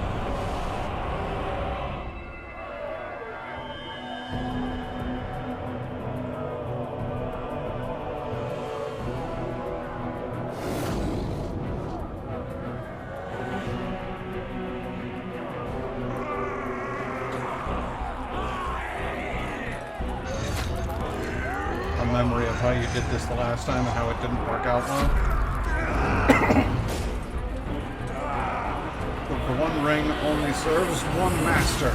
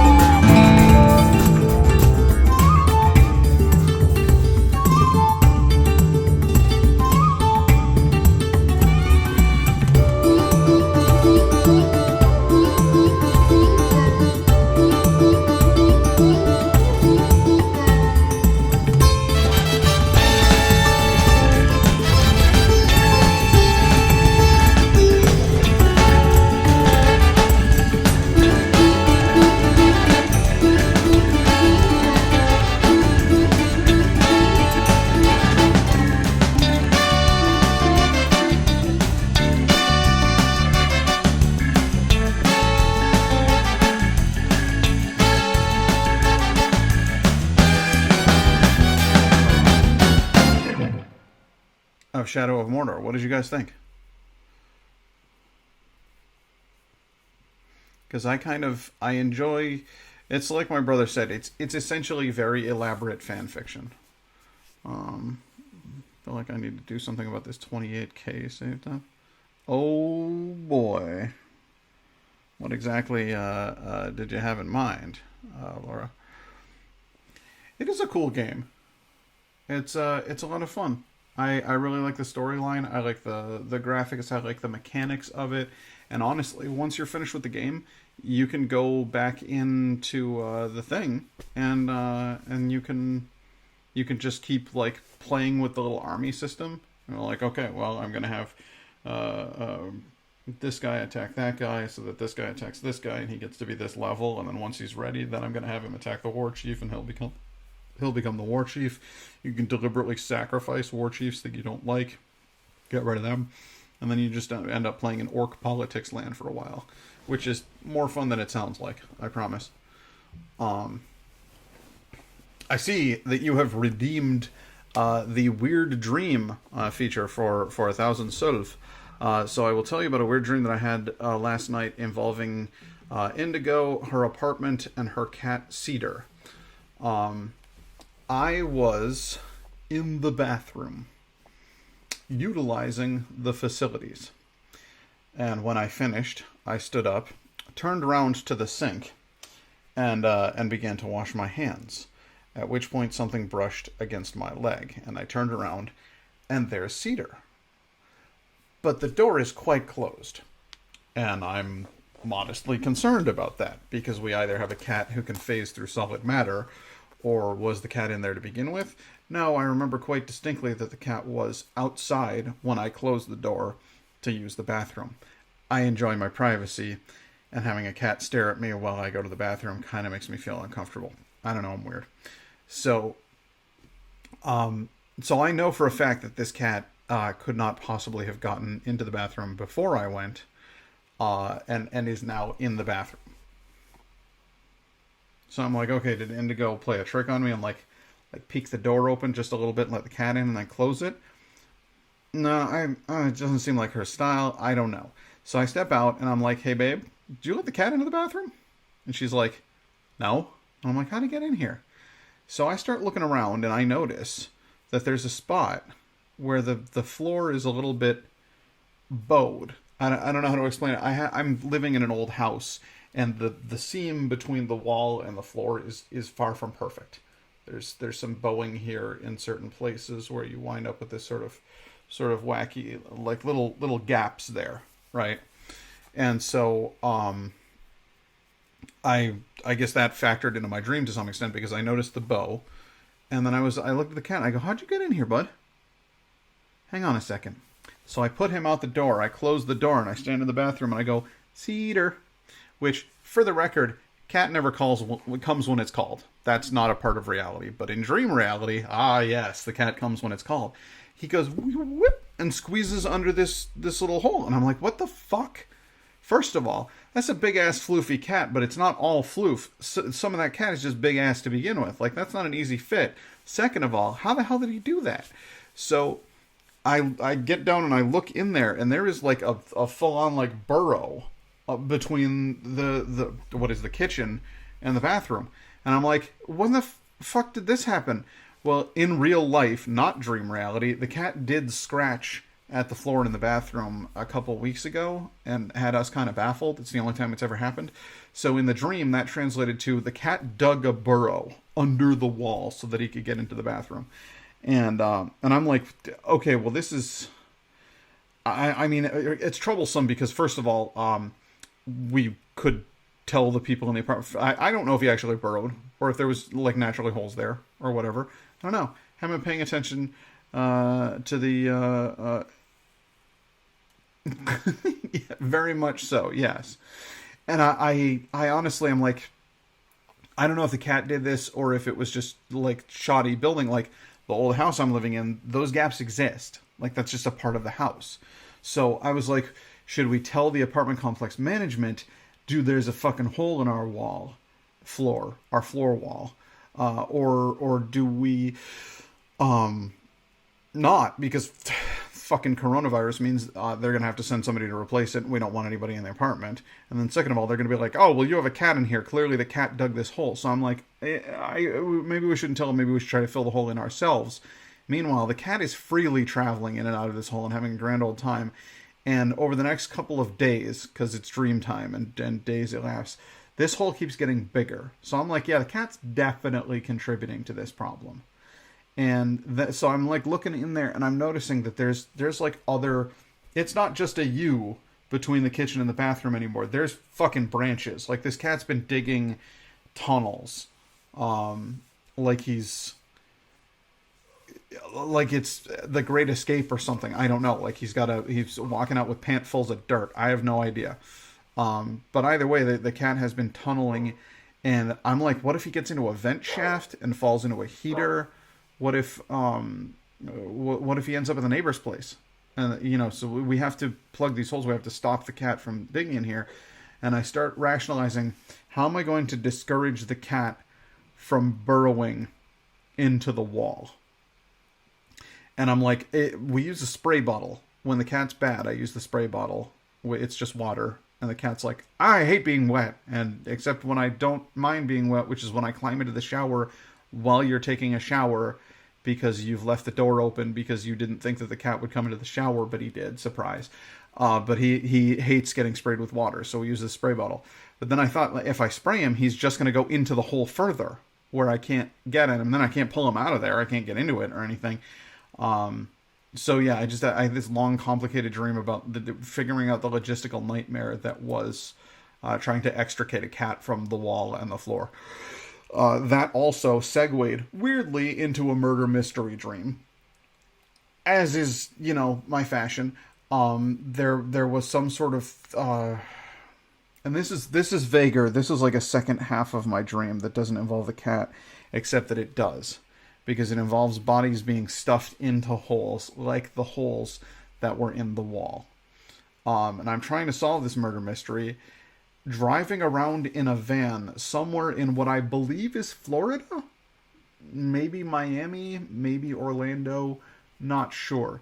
It's sunny, there's lots of pools, and there's just no law anywhere. So people turn up murdered and nobody does anything about it because Florida is just insanity. Or at least that's how I see it from having been there and from having seen it on the news. Florida is just a mistake of a state.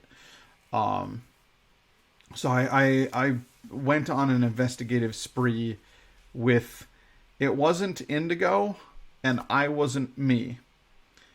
I was a different guy and I was with my girlfriend who was a different girl. We weren't us. But I was in control of this individual, and the person I was dating had a very Indigo-esque energy. So I don't know how to explain that. We were different people, but we were the same people. And as the investigation went on, we found out that it was like a guy we knew was legitimately the guy who was killing people, and he'd killed a lot of people. And there was like a final car chase at the end. This is not I know that I have a lot of like very vivid dreams that I can tell you like factual, like this is the order of events. This is how it happened. They're not all concrete like that. A lot of them are very hazy and ephemeral, the way that I think normal people's dreams are, when they're not weirdos, who have incredibly vivid, visions, of things that never were. But, this dream didn't really seem to follow a timeline. It was almost just kind of like these are events that are happening. So at some point or another, van, not unlike an ice cream truck, being chased by another shitty car. Both of them shitty vehicles. It is a low speed chase. We're going like 35 miles an hour because that's about as good as you can get in our shitty vehicles on the streets of Florida. And at some point or another, the body of the truck starts to like wiggle. We get out of the car because we've been cornered. We've been stopped by this person who was pursuing us. And, he's like, I know it's you. I know you're the one tracking me. And I'm like, how did you figure it out? And he points to the base of the truck where you can see that the van, where you can see that the chassis, like the build of like the outer shell of the van. Oh my god, that screen just got very bright. The whole chassis of the car has lifted up slightly, revealing at the very bottom 100% the paint scheme of the Mystery Machine from Scooby-Doo. So Indigo and I have been riding around in the Scooby-Doo Mystery Machine with like a fake van shell over it to try to to disguise the fact that it's the Mystery Machine. But naturally, when solving a mystery, you kind of need to drive around in that van to do it, apparently. And that's what gave us away, is that when our shitty car wobbles, the shell that we set on top, like the facade we set on top of it, revealed the Mystery Machine paint job. And so he knew we were the investigators. So we get into another low-speed chase as he's attempting to escape. And he's escaping in now a shitty van that looks like an ice cream truck. And we're chasing him in his car. So I think maybe we switched cars or something. But it did end in like a Hollywood, like you're going up onto a ledge and then the car flips and smashes on its side and sparks spray out from behind it. So like it was like a 35-mile-an-hour ice cream van tipping on its side and scraping for a few feet off of a highway. We couldn't get up to full speed on a highway in this piece of shit. And it like landed yes. And it landed and scraped up onto the side of the road. So you've got your road here. Your road is here, and then you have like up here and up here on the other side is like grass hillsides, and one of them has like trees in it. So it kind of went up into the tree line, and they got up out of the car, and they're like, "You got me. Now what are you gonna do with me?" And we're like, "Well, we're gonna take you to the police to face justice for all of the murders that you've committed." And then just some other guy fucking shoots him and starts burying him in the dirt. And we're like, what the hell? And he's like, more than one killer. And that's when I woke up. It was like, apparently there was like a second, like there were two killers working together, and he was there to cover up the evidence of his compatriot. Lord knows what he did with us. But yeah, so the cat burrowed into the wall, and Indigo and I solved a mystery driving around in the Mystery Machine. You got a twofer. Florida is bonkers. My parents drove there to be with my grandparents for Thanksgiving. They said every state they drove through and stopped at rest area, every person was wearing a mask until they reached Florida. Florida mask wearing was approximately 50%, they said. I am frankly amazed that it's even 50%. As far as I can tell, that state is, it's a deeply, deeply confused and troubled state. But yeah, that's gross. I'm sorry to hear that. My parents are down in Georgia, and apparently it's a little weird over there right now too. That was only judging from one rest area. Well, all right, okay. You made it sound like it was a lot more like every rest stop that they stopped on the way there. Like, oh yeah, they were all great. 7 rest stops. Everybody's doing what they're supposed to, and then they get to Florida and nobody's wearing masks. If it was just one rest stop, I would imagine there are a few states between here and Florida that are also having trouble with the whole masking concept. Because when you put the mask over your face, you're stopping God's clean oxygen from reaching the body as the Lord intended. I actually saw a woman say that. That's America right now. I'm going to take a short break to switch out the laundry and to have a Wii, a Nintendo Wii, and then I'll be back. And who knows? Maybe we'll start a Shadow of War, which is the sequel to this one, or maybe we'll do something different. Actually, go ahead and in chat tell me, would you like to finish Dying Light, the zombie game, which I haven't played in a while? Would you like me to play Shadow of War, which is the sequel to this one, and is probably very similar to this one? Would you like me to do something else? Other games that have been mentioned, haven't been mentioned? Throw me some ideas, and I will come back and I will do one of those things. It'll be cool. But be right back.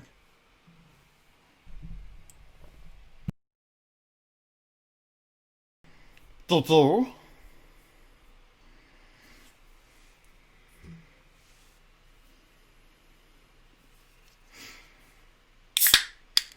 then I might try something a little different this evening. It's a can. It's called the Heady Topper. Maybe it's Heady and Topper. I don't know, because there's a little weird symbol in the middle of it there. But that doesn't look like a proper ampersand to me, so I have no idea. Heady Topper by... Way to spill beer on your floor, Pat. The Alchemist, Vermont. I don't know what it is. Ooh, but it's ale-y, alright. Honestly, I would have said it's pale ale from the smell of it.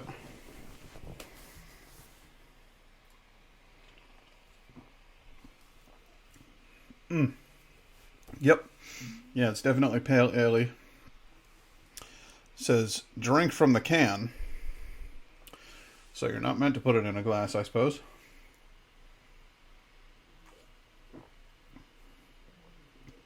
Very pale ale.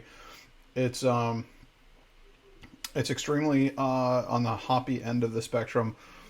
Does not have any malty flavor at all. It has an interesting mouthfeel. That's, I guess the reason they're calling it the Heady Topper is because it definitely has a foaminess to it. There's a certain roiling and boiling about it as you get that sweet drink into your mouth parts.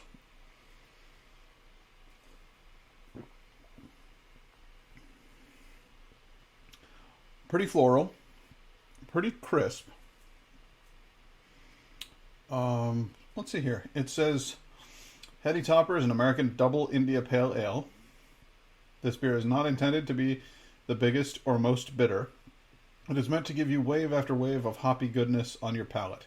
Tremendous amounts of America hops will creep up on you and leave you with a dense hoppy finish in your mouth. So drinkable, it's scary. Sometimes I wish I could crawl right into the can. Freshness and control have always been my main concern when it comes to our beer. We are committed to providing you with an unfiltered and unpasteurized hop experience. Why do I recommend that you drink it from the can? Quite simply to ensure a delightful hop experience. The act of pouring it in a glass smells nice, but it releases the essential hop aromas that we have worked so hard to retain. If you must pour it into a glass, you may find that some of the hop resins have settled to the bottom. Leave them in the can when pouring. The beer is perishable and at its best when it is young, fresh, and hazy. Keep it cold, but not ice cold. Drink this beer immediately. We are always making more. Okay. All right, fellas. I wouldn't say that it's anything to write home about, but it is a good India Pale Ale. I don't know what constitutes a double India Pale Ale. And the thing that I find funny about the concept of this beer and their rush for immediate consumption is that the whole idea behind an India Pale Ale, if I'm not mistaken, was that it could be shipped to India. The idea that it holds up remarkably well over long travel distances, and that it does not seem to age or change too much over the course of a trip like that. That's the whole point. So making an India Pale Ale, you would think that the goal of it would be that it would stay the same over long periods of time. They're saying you should just shred that shit as soon as you get it. And this has been in the can, in a little mini fridge behind the bar, since we got this house. It's actually my landlord's beer. He said we could drink any of the beer he had left in the house. So this is a donor beer. It's a surprise beer that I wasn't expecting tonight. I just went looking for something a little bit more different, because all I have left over is that Saranac winter beer pack, and I'm frankly not buying beer at the rate that I was before. So I wanted to try something interesting, and this is interesting, but I don't know if the Alchemist beer company of Vermont really needs to be so insistent that you slam this shit immediately.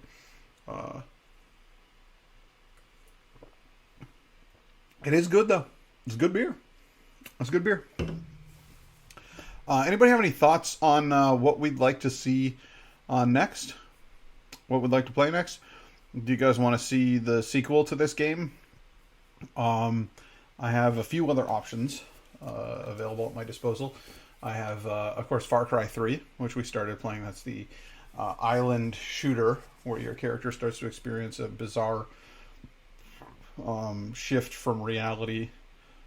We have Vampire, which I see you guys seemed to like, but it for me it seems a little slow for streaming, or a little tedious for streaming. I have let's see here. There's always The Forest. There's always PUBG. There's always Dead by Daylight. I did a thing. I noticed there was a sale on, and I may or may not have purchased Outlast, so that we could play through another horror fest of a game. If you guys liked that one, could finish up Soma, even though I did not particularly care for it. It's really your call. So, what do you guys think? I got 46 minutes before I got to change my laundry again, which means we've got all the time in the goddamn world for you guys to let me know what you think we should play. Failing that, I'm going to have a look at the old Twitch app and find out what game is currently in what I call the butter zone. Prefer either the sequel to this or Vampire. So definitely not Outlast. That wasn't your cup of tea, huh? Because that currently has 280 viewers. Soma is down at 52 viewers. Outlast 2 is at 110. Vampire is at 83 viewers. There are 83 people out there willing to offer their attention to Vampire. Shadow of Mordor not drawing so much attention at 36 viewers. Outlast was Outlast 2 was the one that we played through where it was like a horrible cult, and I was like walking around with a camera. The original Outlast takes place in a mental asylum, a disused mental asylum where dark experiments are taking place. Soma was the underwater laboratory. My consciousness had been transferred into a robot, kind of a weird-ass game that was confusing and interesting.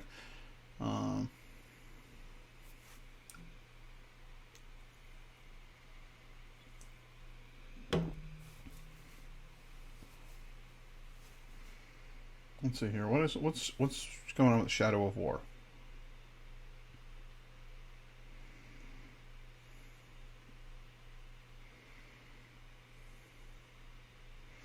Shadow of War currently seems to be in what I call the butter zone. It has 230 people watching it. That means that there is a sizable portion of people who are interested in watching the game, but not so many goddamn people watching the game that they've already picked out a favorite streamer for it. So Shadow of War is a possible entry for getting to the point where I can actually gain some new organic follows out of it. So I think I'll go with Shadow of War. That seems like a plan for me. I'm going to change. I'm going to change my Twitch stream title and that stuff.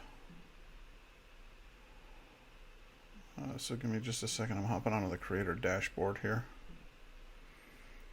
we're doing Twitch stuff. Edit stream info. Shadow of War. There we go.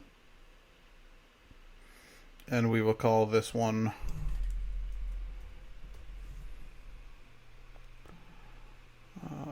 well, we'll just call it Man Filth again. I think that's a fun title. Man Filth. There we go. Man Filth! Filth! And we'll go ahead and switch over to Shadow of War. Which, have I even fucking downloaded Shadow of War on here? Oh boy. Oh boy, I don't know if I've even downloaded Shadow of War on this goddamn computer. Well, the good news is it takes about 2 seconds for me to download anything because I'm hooked directly into cable, so it's outrageously fast to get anything going here. I really was not anticipating the need to download a new game. I was thinking that it would be that it would take the whole evening to play the other game. But now that we've got that figured out, we've learned some things. We've learned some important things. So what I'm going to do is I'm going to switch it to Shadow of War once I've downloaded Shadow of War. In the meantime, I have a brilliant idea. I'm going to change my stream. And this is going to get weird. Are you ready? I'm going to change my stream to the creator dashboard here. Changing this edit stream info. The category is not going to be Middle Earth Shadow of War. The category is going to be just talking or just chatting. And we're going to change it to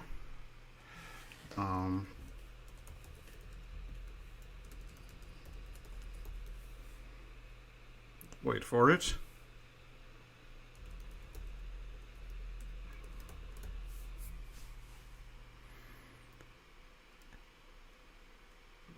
Eldritch Horror. Reading H.P. Lovecraft. That is what I have changed my... because it's going to take a little while for this to download. So I'm going to change this over to... And I'm going to read a short story by H.P. Lovecraft. So hang tight while I grab my book.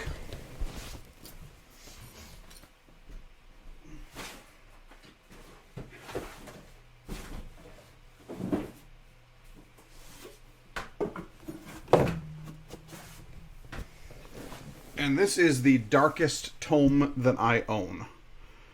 It's a biggin.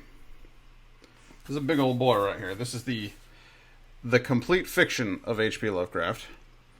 In a fabulous box with just a giant, just a massive book. To give you an idea of how far I've gotten into this thing, that's my bookmark right there.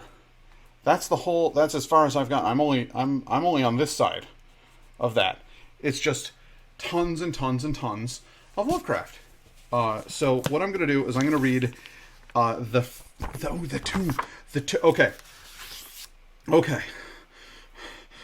I got excited. I'm actually really excited now. So I have a thing of contents here, and I have story upon story upon story upon story, and it lets me know what page it's on, and then I can look at what page the next one begins on, so I know exactly. Sorry, that's a spicy beer. I can know exactly how long the story is. So we have The Beast in the Cave. Stop me when you find one you like. The Alchemist. The Tomb. Dagon. A Reminiscence of Dr. Samuel Johnson. Polaris. Beyond the Wall of Sleep. Memory. Old Bugs. The Transition of Juan Romero. The White Ship. Beyond the Wall of Sleep is really cool. So you already know that one. But baby, I'm glad. I was literally going to text you and say, I'm doing it. I'm doing the Lovecraft thing. Okay, what she said, please. Beyond the Wall of Sleep, 39 to 49. It's a 10-pager, and it is not big text. So you're all in for a treat. 39 to 49. I'm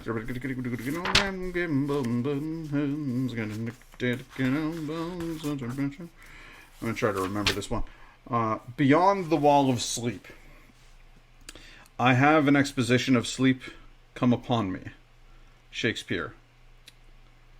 Hang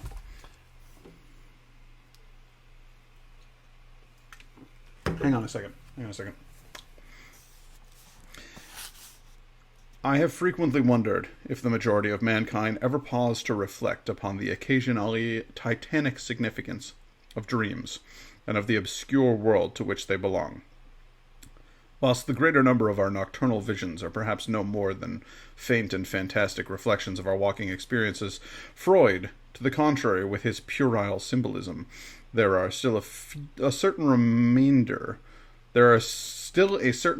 whose immundane and ethereal character permits of no ordinary interpretation, and whose vaguely exciting and disquieting effect suggests possible minute glimpses into a sphere of mental existence no less important than physical life, yet separated from that life by an all but impassable barrier.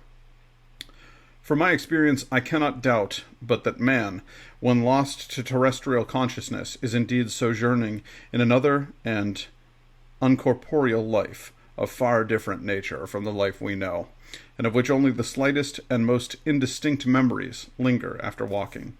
From those blurred and fragmentary memories we may infer much, yet prove little.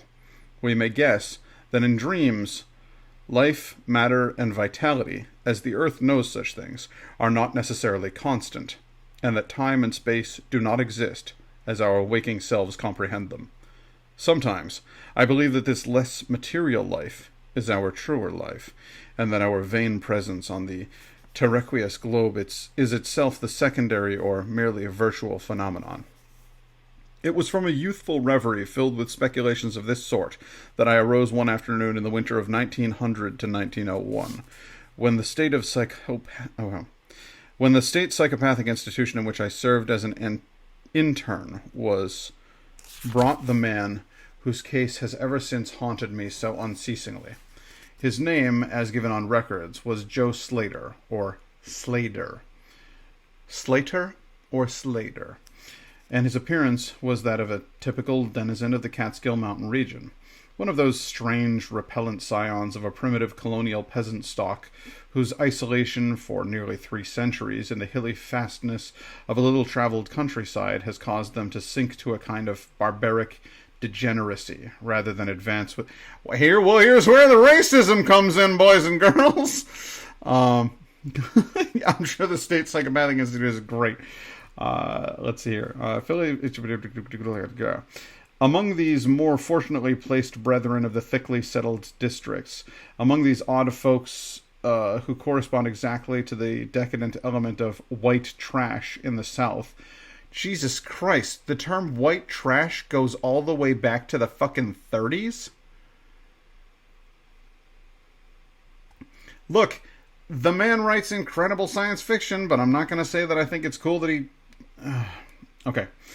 Yeah, baby, it's right there in quotation marks. White trash. In the South, law and morals are non-existent, and their general mental status is probably below that of any other section of the Native American people. Fuck me.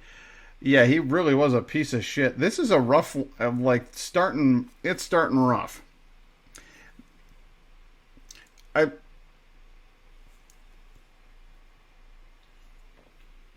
Guy was racist against white people. Guy was racist against everybody. But let's not get... I'm not gonna get shook here. We're gonna keep on going. Joe Slater, who came to the institution in the vigilant custody of 4 state policemen, and who was described as a highly dangerous character, certainly presented no evidence of his perilous disposition when first I beheld him. Though well above the middle stature, and of somewhat brawny frame, he was given an absurd appearance of harmless stupidity by the pale, sleepy blueness of his small, watery eyes, the scantiness of his neglected and never-shaven growth of yellow beard, and the listless drooping of his heavy nether lip. His age was unknown, since among his kind neither family records nor permanent... among his kind... Neither family records nor permanent family ties exist. But from the baldness of his head in front, and from the decayed condition of his teeth, the head surgeon wrote him down as a man of about 40. From the medical and court documents we learned all... I was really a little worried about this. Yeah, this is why people have been writing their own Lovecraftian tales, because the man created I'll give the dude some credit. He embraced the concept of multidimensionality, and he embraced the concept of ambivalent extraterrestrial beings. Not gods, but beings that were so outside of our realm of understanding that people might mistake them for gods. Dude was on some heavy shit way before anybody else was willing to deal with it. That is how far I will give the man credit. He was a product of his times, and he absolutely subscribed to some of the fucked up beliefs that people had back then.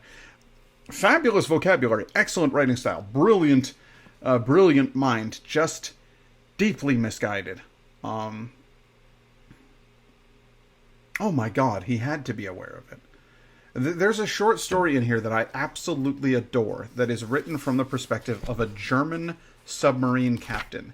And the German submarine captain is questioning the intelligence and capability of different people from different regions of Germany. So he's well aware of the concept of this sort of eugenics-based philosophy that Germany was dabbling in at that time. This is pre-World War II. But he's well aware of it, and he's well aware of how deeply flawed it is. And yet,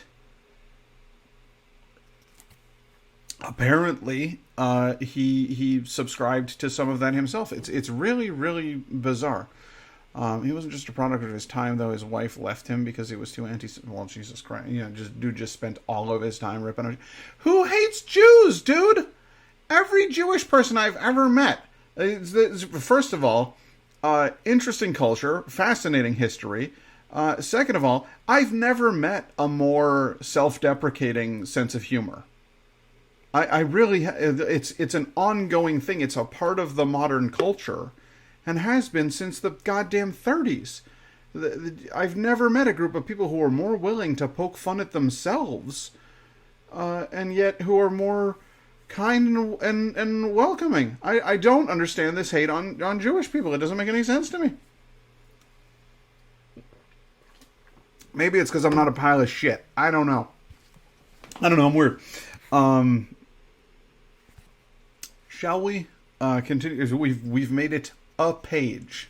We've made it.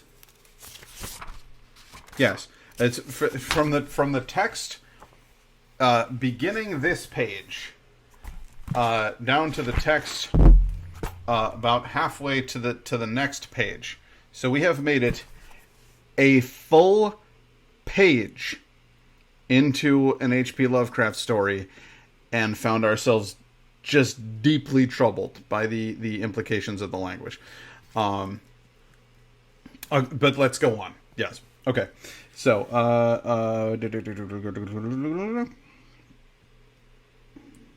stupidity of the pale, sleepy blue eyed. His age was about 40. Okay. He was about 40, was Joe Slater. From the medical and court documents, we learned all that could be gathered of his case. This man, a vagabond, hunter, and trapper, had always been strange in the eyes of his primitive associates. He had habitually slept at night beyond the ordinary time, and upon waking would often talk of unknown things in a manner so bizarre as to inspire fear, even in the hearts of an unimaginative populace. Not that his form of language was at all unusual, for he never spoke save in the debased patois of his environment, but the tone and tenor of his utterances were of such mysterious wildness that none might listen without apprehension. He himself was generally as terrified and baffled as his auditors, and within an hour after awakening would forget all that he had said, or at least all that had caused him to say what he did, relapsing into a bovine, half-amiable normality like that of the other hill-dwellers. As Slater grew old, it appeared his matutinal aberrations. Somebody want to look that up for me? Matutinal. His matutinal aberration. Oh, man, I wish I had the night guy here to clean up this shit. I suppose it was bound to happen.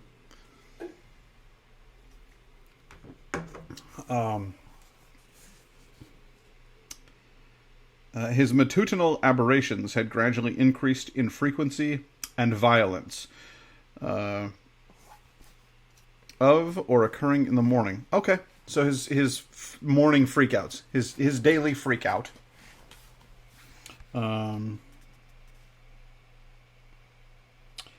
Till about a month before his arrival at the institution had occurred the shocking tragedy which caused his arrest by the authorities. One day near noon, after a profound sleep begun in a whiskey debauch at about 5 of the previous afternoon, the man had roused himself most suddenly, with ululations so horrible and unearthly that they brought several neighbors to his cabin, a filthy sty where he dwelt with a family as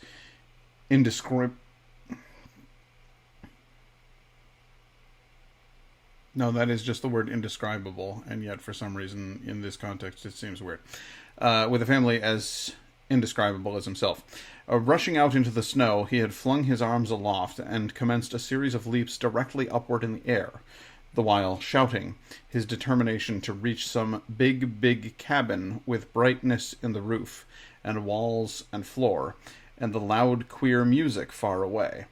As 2 men of moderate size sought to restrain him, he had struggled with maniacal force and fury, screaming of his desire and need to find and kill a certain thing that shines, and shakes, and laughs.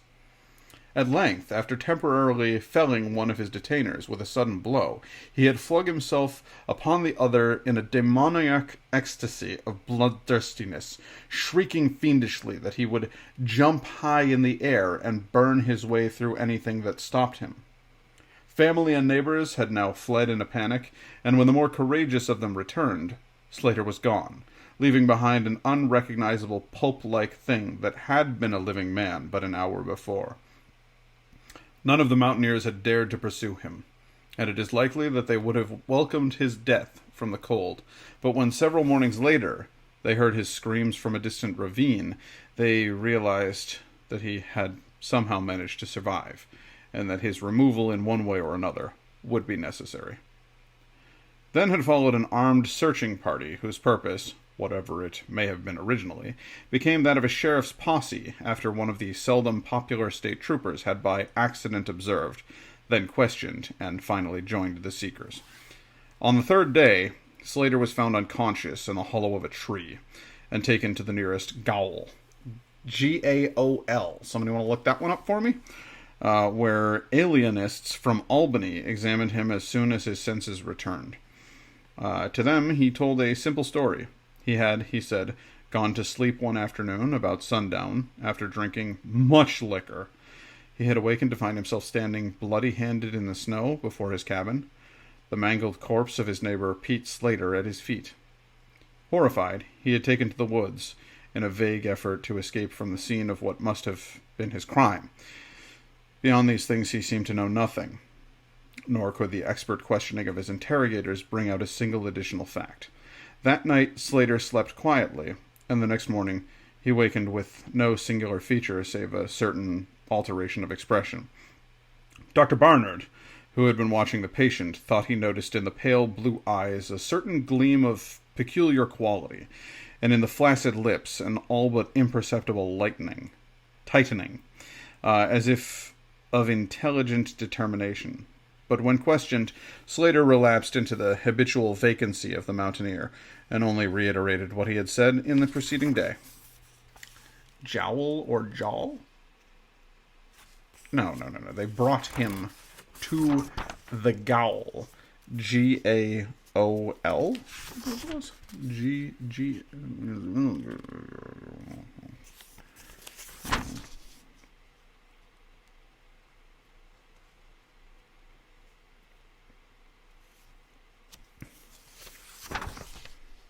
Well, fuck no.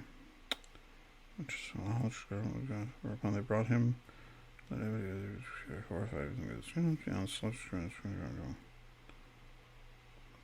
Alienists. Horrified. Yeah,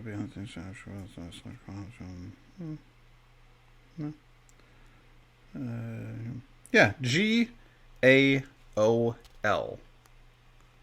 Oh, it's a jail. Interesting. Okay, well, we're learning. On the third morning occurred the first of the man's mental attacks. After some show of uneasiness and sleep, he burst forth into a frenzy so powerful that the combined efforts of 4 men were needed to bind him in a straitjacket.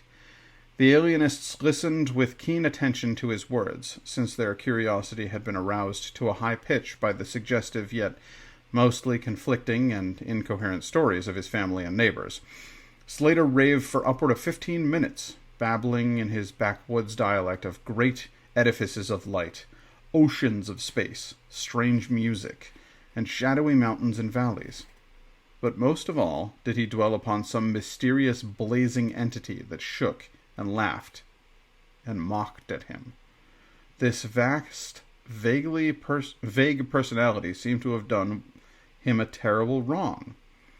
We're going to try that again. Take it again. This vast, vague personality seemed to have done him a terrible wrong, and to kill it in triumphant revenge was his paramount desire. In order to reach it, he said, he would soar through abysses of emptiness, burning every obstacle that stood in his way. Thus ran his discourse until, with the greatest suddenness, he ceased. The fire of madness died from his eyes, and in dull wonder he looked at his questioners and asked why he was bound. Dr. Barnard unbuckled the leather harness and did not restore it till night, when he succeeded in persuading Slater to don it, of his own volition, for his own good. The man had now admitted that he sometimes talked queerly, though he knew not why. Within a week, 2 more attacks appeared, but from them the doctors learned little. On the source of Slater's visions, they speculated at length, for since he could neither read nor write, and had apparently never heard a legend or fairy tale, his gorgeous imagery was quite inexplicable. That it could not come from any known myth or romance was made especially clear by the fact that the unfortunate lunatic expressed himself only in his own simple manner. He raved of things he did not understand and could not interpret, things which he claimed to have experienced, but which he could not have learned through any normal or connected narration. The alienists soon agreed that abnormal dreams were the foundation of the trouble, dreams whose vividness could, for a time, completely dominate the waking mind of this basically inferior man. With due formality, Slater was tried for murder, acquitted on the ground of insanity, and committed to the institution wherein I held so humble a post. I have said that I am I'm taking breaks per paragraph to check chat, so if you have comments, by all means. I have said that I am a constant speculator concerning dream life, and from this you may judge of the eagerness with which I applied myself to the study of the new patient as soon as I had fully ascertained the facts of his case.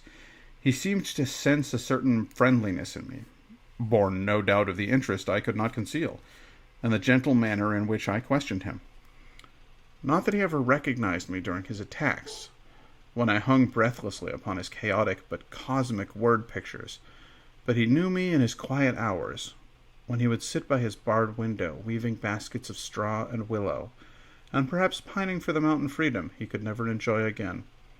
His family never called to see him. Probably it had found another temporary head, after the manner of decadent mountain folk. By degrees, I commenced to feel an overwhelming wonder at the mad and fantastic conceptions of Joe Slater. The man himself was pitiably inferior in mentality and language alike, but his glowing titanic visions, though described in a barbarous and disjointed jargon, were assuredly things which only a superior or even exceptional brain could conceive. How, I often asked myself, could the stolid imagination of a Catskill degenerate conjure up sights whose very possession argued a lurking spark of genius?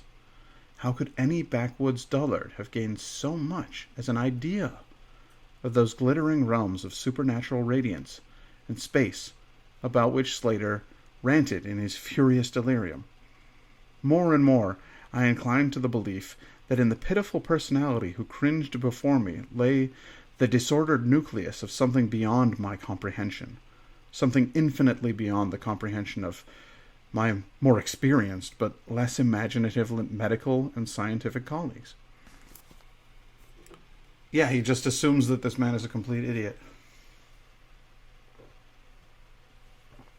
We're working within the confines of the time. It's very, very difficult to read this and not become irritated with the writer. But I'm compelled with, again, let's assume for a moment that the writer isn't a piece of shit.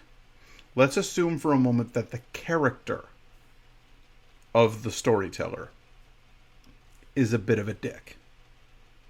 Let's assume for a moment, let's give the benefit of the doubt that Lovecraft is merely writing from the perspective of an asshole.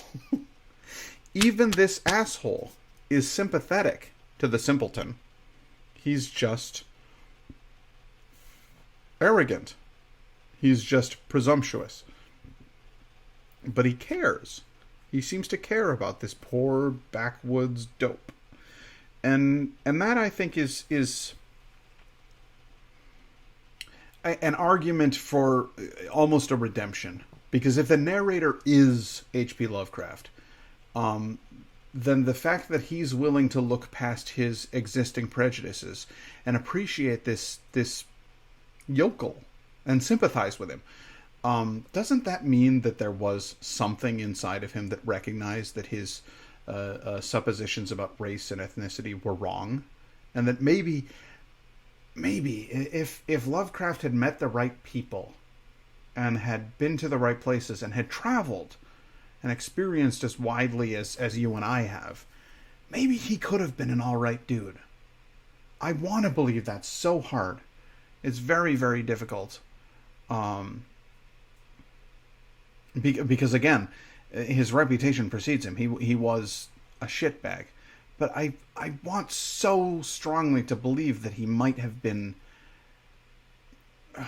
woken up somehow. I don't know. I have to move past it because the stories are so amazing that I really just need to keep reading. I just keep reading Lovecraft, especially when I've got a full pint of ale in me.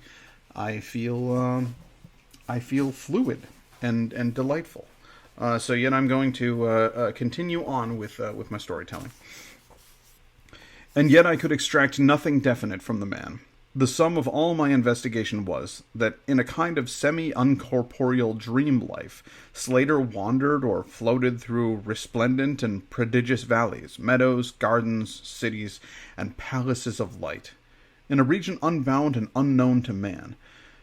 That there he was no peasant or degenerate, but a creature of importance and vivid life, moving proudly and dominantly, and checked only by a certain deadly enemy, who seemed to be a being of visible yet ethereal structure, and who did not appear to be of human shape, since Slater never referred to it as a man, or as aught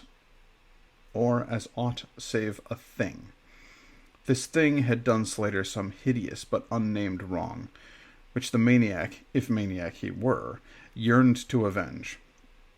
From the manner in which Slater alluded to their dealings, I judged that he and the luminous thing had met on equal terms, that in his dream existence the man was himself a luminous thing, of the same race as his enemy.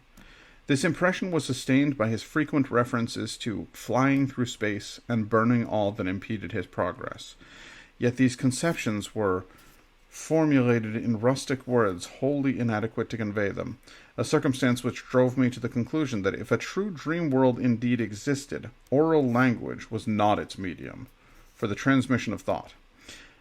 Could it be that the dream soul inhabiting this inferior body was desperately struggling to speak things which the simple and halting tongue of dullness could not utter?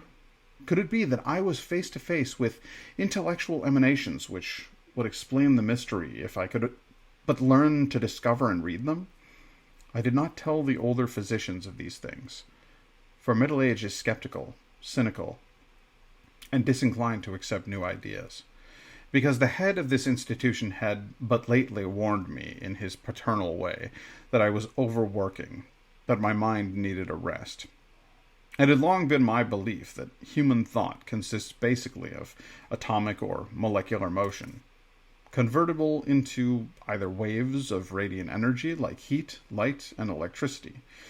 This belief had early led me to contemplate the possibility of telepathy or mental communication by means of suitable apparatus, and I had in my college days prepared a set of transmitting and receiving instruments, somewhat similar to the cumbrous devices employed in wireless telegraphy at that crude pre-radio period. These I had tested with a fellow student, but achieving no results, had soon packed them away with other scientific odds and ends for possible future use. Now, in my intense desire to probe into the dream life of Joe Slater, I sought these instruments again, and spent several days in repairing them for action. When they were complete once more, I missed no opportunity for their trial. At each outburst of Slater's violence, I would fit the transmitter to his forehead, and the receiver to my own, constantly making delicate adjustments for various hypothetical wavelengths of intellectual energy. I had but little notion of how the thought impressions would, if successfully conveyed, arouse an intelligent response in my brain, but I felt certain that I would detect and interpret them. Accordingly, I continued my experiments, though informing no one of their nature. So, oh boy. I wonder if this is something... That's what I'm saying. Maybe this is a weird way of safely challenging his own mentality. Yeah, I really think it possibly could have been. I genuinely do. Maybe he was waking up at a time when other people simply weren't. And then maybe the things he'd been taught forced him to act out even more violently in his actual life. In a way, he's mirroring his own story. A dream character versus a physical character. It's almost as though, writing his stories, he's a more cognizant man, and in real life, he's the weaker version of himself. It really is, it's fascinating. Cognitive dissonance is highly uncomfortable, but this writing could be a way to play with contradicting ideas from a distance. Time to write a dissertation to explore ways to help prejudiced people to rewrite. Yeah, seriously. There's. I can't help but find the hope in these pages. It's funny about that. That would be really fun. Drawing and philosophy stream. Agreed. It was on the 21st of February 1901 that the thing finally occurred. As I look backward across the years, I realize how unreal it seems, and sometimes half wonder if old Dr. Fenton was not right when he charged it all to my excited imagination. I recall that he listened with great kindness and patience when I told him, but afterward gave me a nerve powder and arranged for the half-year's vacation on which I departed the next week. That fateful night I was wildly agitated and perturbed.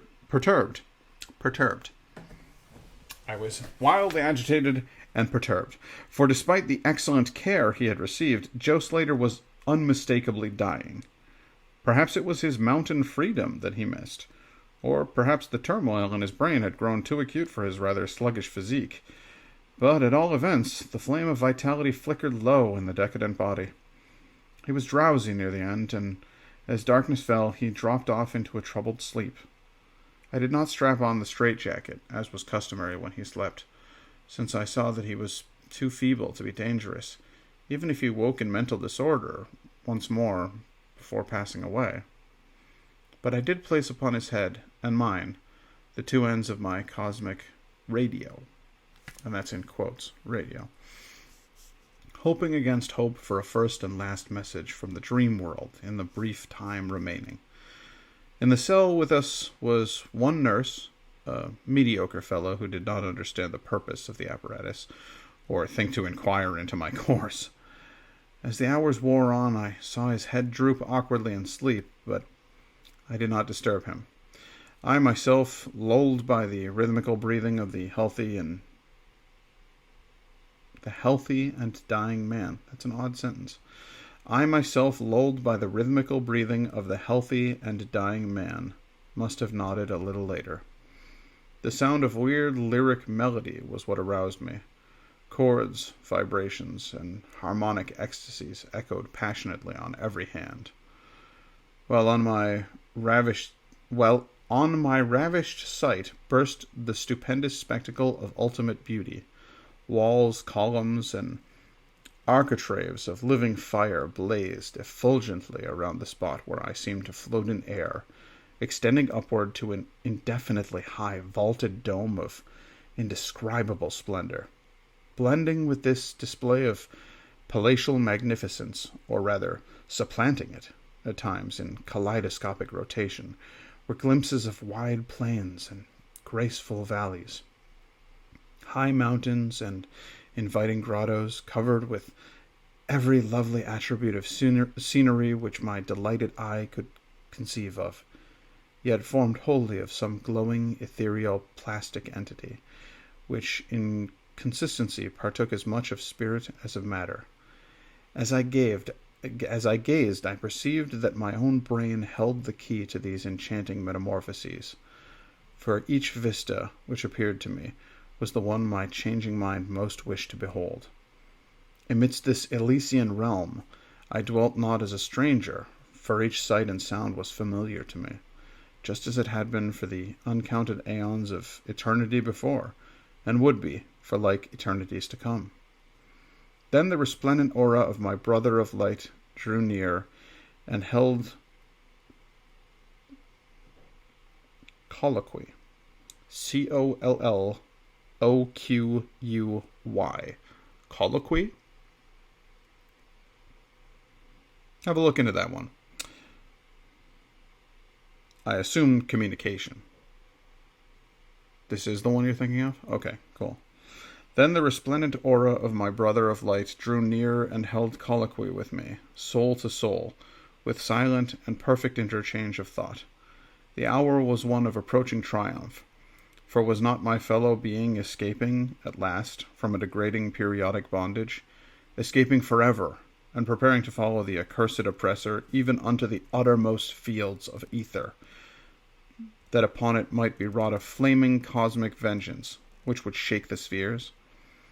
We floated thus for a little time, when I perceived slight blurring and fading of the objects around us, as though some force were recalling me to earth, where I least wished to go. The form near me seemed to feel a change also, for it gradually brought its discourse toward a conclusion, and itself prepared to quit the scene, fading from my sight at a rate somewhat less rapid than that of the other objects. A few more thoughts were exchanged, and I knew that the luminous one and I were being recalled to bondage, though for my brother of light it would be the last time. The sorry planet shell being well nigh spent, in less than an hour, my fellow would be free to pursue the oppressor along the Milky Way, and past the hither stars to the very confines of infinity. A well-defined shock separates my final impression of the fading scene of light from my sudden and somewhat shamefaced awakening and straightening up in my chair, as I saw the dying figure on the couch move hesitantly. Joe Slater was indeed awakening, though probably for the last time. As I looked more closely, I saw that in the sallow cheeks shone spots of color, which had never before been present. The lips, too, seemed unusual, being tightly compressed, as if by the force of a stronger character than had been Joe Slater's. The whole face finally began to grow tense, and the head turned restlessly with closed eyes. I did not arouse the sleeping nurse, but readjusted the slightly disarranged headbands of my telepathic radio, intent to catch any parting message the dreamer might have to deliver. All at once, the head turned sharply in my direction, and the eyes fell open, causing me to stare in blank amazement at what I beheld. The man who had been Joe Slater, the Catskill decadent, was now gazing at me with a pair of luminous, expanded eyes whose blue seemed subtly to have deepened. Neither mania nor degeneracy was visible in that gaze, and I felt beyond a doubt that I was viewing a face behind which lay an active mind of high order. At this juncture, my brain became aware of a steady external influence operating upon it. I closed my eyes to concentrate my thoughts more profoundly, and was rewarded by the positive knowledge that my long-sought mental message had come at last. Each transmitted idea formed rapidly in my mind, and though no actual language was employed, my habitual association of conception and expression was so great that I seemed to be receiving the message in ordinary English. "Joe Slater is dead," came the soul-petrifying voice, or agency, from behind the wall of sleep. My open eyes sought the couch of pain in curious horror, but the blue eyes were still calmly gazing, and the countenance was still intelligently animated. "He is better dead, for he was unfit to bear the active intellect of cosmic entity. His gross body could not undergo the needed adjustments between ethereal life and planet life. He was too much of an animal, too little a man. Yet it is through his deficiency that you have come to discover me, for the cosmic and planet souls rightly should never meet. He has been my torment and diurnal prison for 42 of your terrestrial years. I am an entity like that which you yourself become in the freedom of dreamless sleep.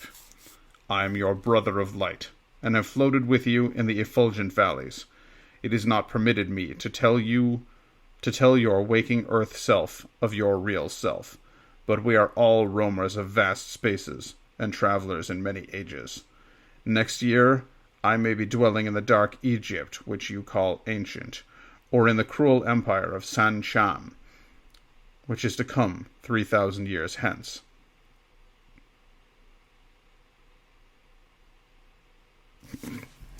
So frustrating, I forgot things. Hang on, we don't know about that. I may be dwelling in the dark Egypt, which you call ancient, or in the cruel empire of San Chan, which is to come 3,000 years hence. You and I have drifted to the worlds of the insect philosophers that crawl proudly over the fourth moon of Jupiter. How little does the earth self know of life and its extent. How little, indeed, ought it to know for its own tranquillity. Of the oppressor, I cannot speak. You on earth have unwittingly felt its distant presence. You, who without knowing idly gave to its blinking beacon the name of Algol, the Daemon Star. It is to meet and conquer the oppressor that I have vainly striven for aeons, held back by bodily encumbrances. Tonight, I go as a nemesis bearing just and blazingly cataclysmic vengeance. Watch me in the sky, close by the Demon Star. I cannot speak longer, for the body of Joe Slater grows cold and rigid, and the coarse brains are ceasing to vibrate as I wish. You have been my friend in the cosmos. You have been my only friend on this planet. The only soul to sense and seek for me within the repellent form which lies on this couch.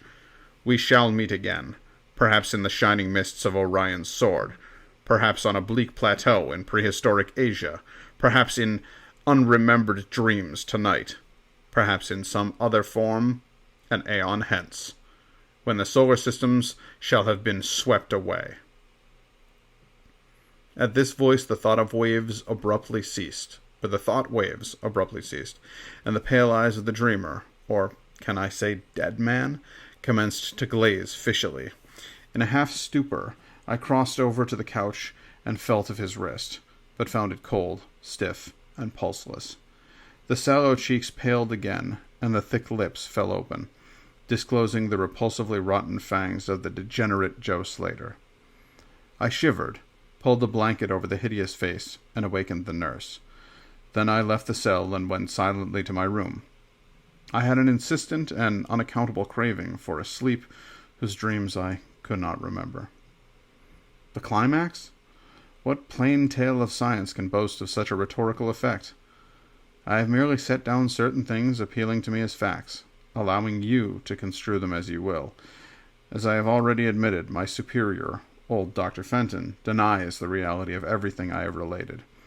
He vows that I was broken down with nervous strain, and badly in need of the long vacation on full pay, which he so generously gave me. He assures me on his professional honor that Joe Slater was but a low-grade paranoiac, whose fantastic notions must have come from the crude hereditary folk tales which circulate in even the most decadent of communities. All this he tells me, yet I cannot forget what I saw in the sky on the night after Joe Slater died. Lest you think me a biased witness, another's pen must add this final testimony, which may perhaps supply the climax you expect. I will quote the following account of the star Nova Persei verbatim from the pages of that eminent astronomical authority, Professor Garrett P. Serviss. Quote, on February 22nd, 1901, a marvelous new star was discovered by Dr. Anderson of Edinburgh, not very far from Algol. No star had been visible at that point before. Within 24 hours, the stranger had become so bright that it outshone Capella. In a week or two, it had visibly faded, and in the course of a few months, it was hardly discernible with the naked eye. Unquote. And that is a fabulous little story from the works of H.P. Lovecraft. I hope you enjoyed it. I was in order to do the creepy voice of the Spookyman, of the dream visitor. I was channeling the voice actor of Celebrimbor. So I hope that worked for you.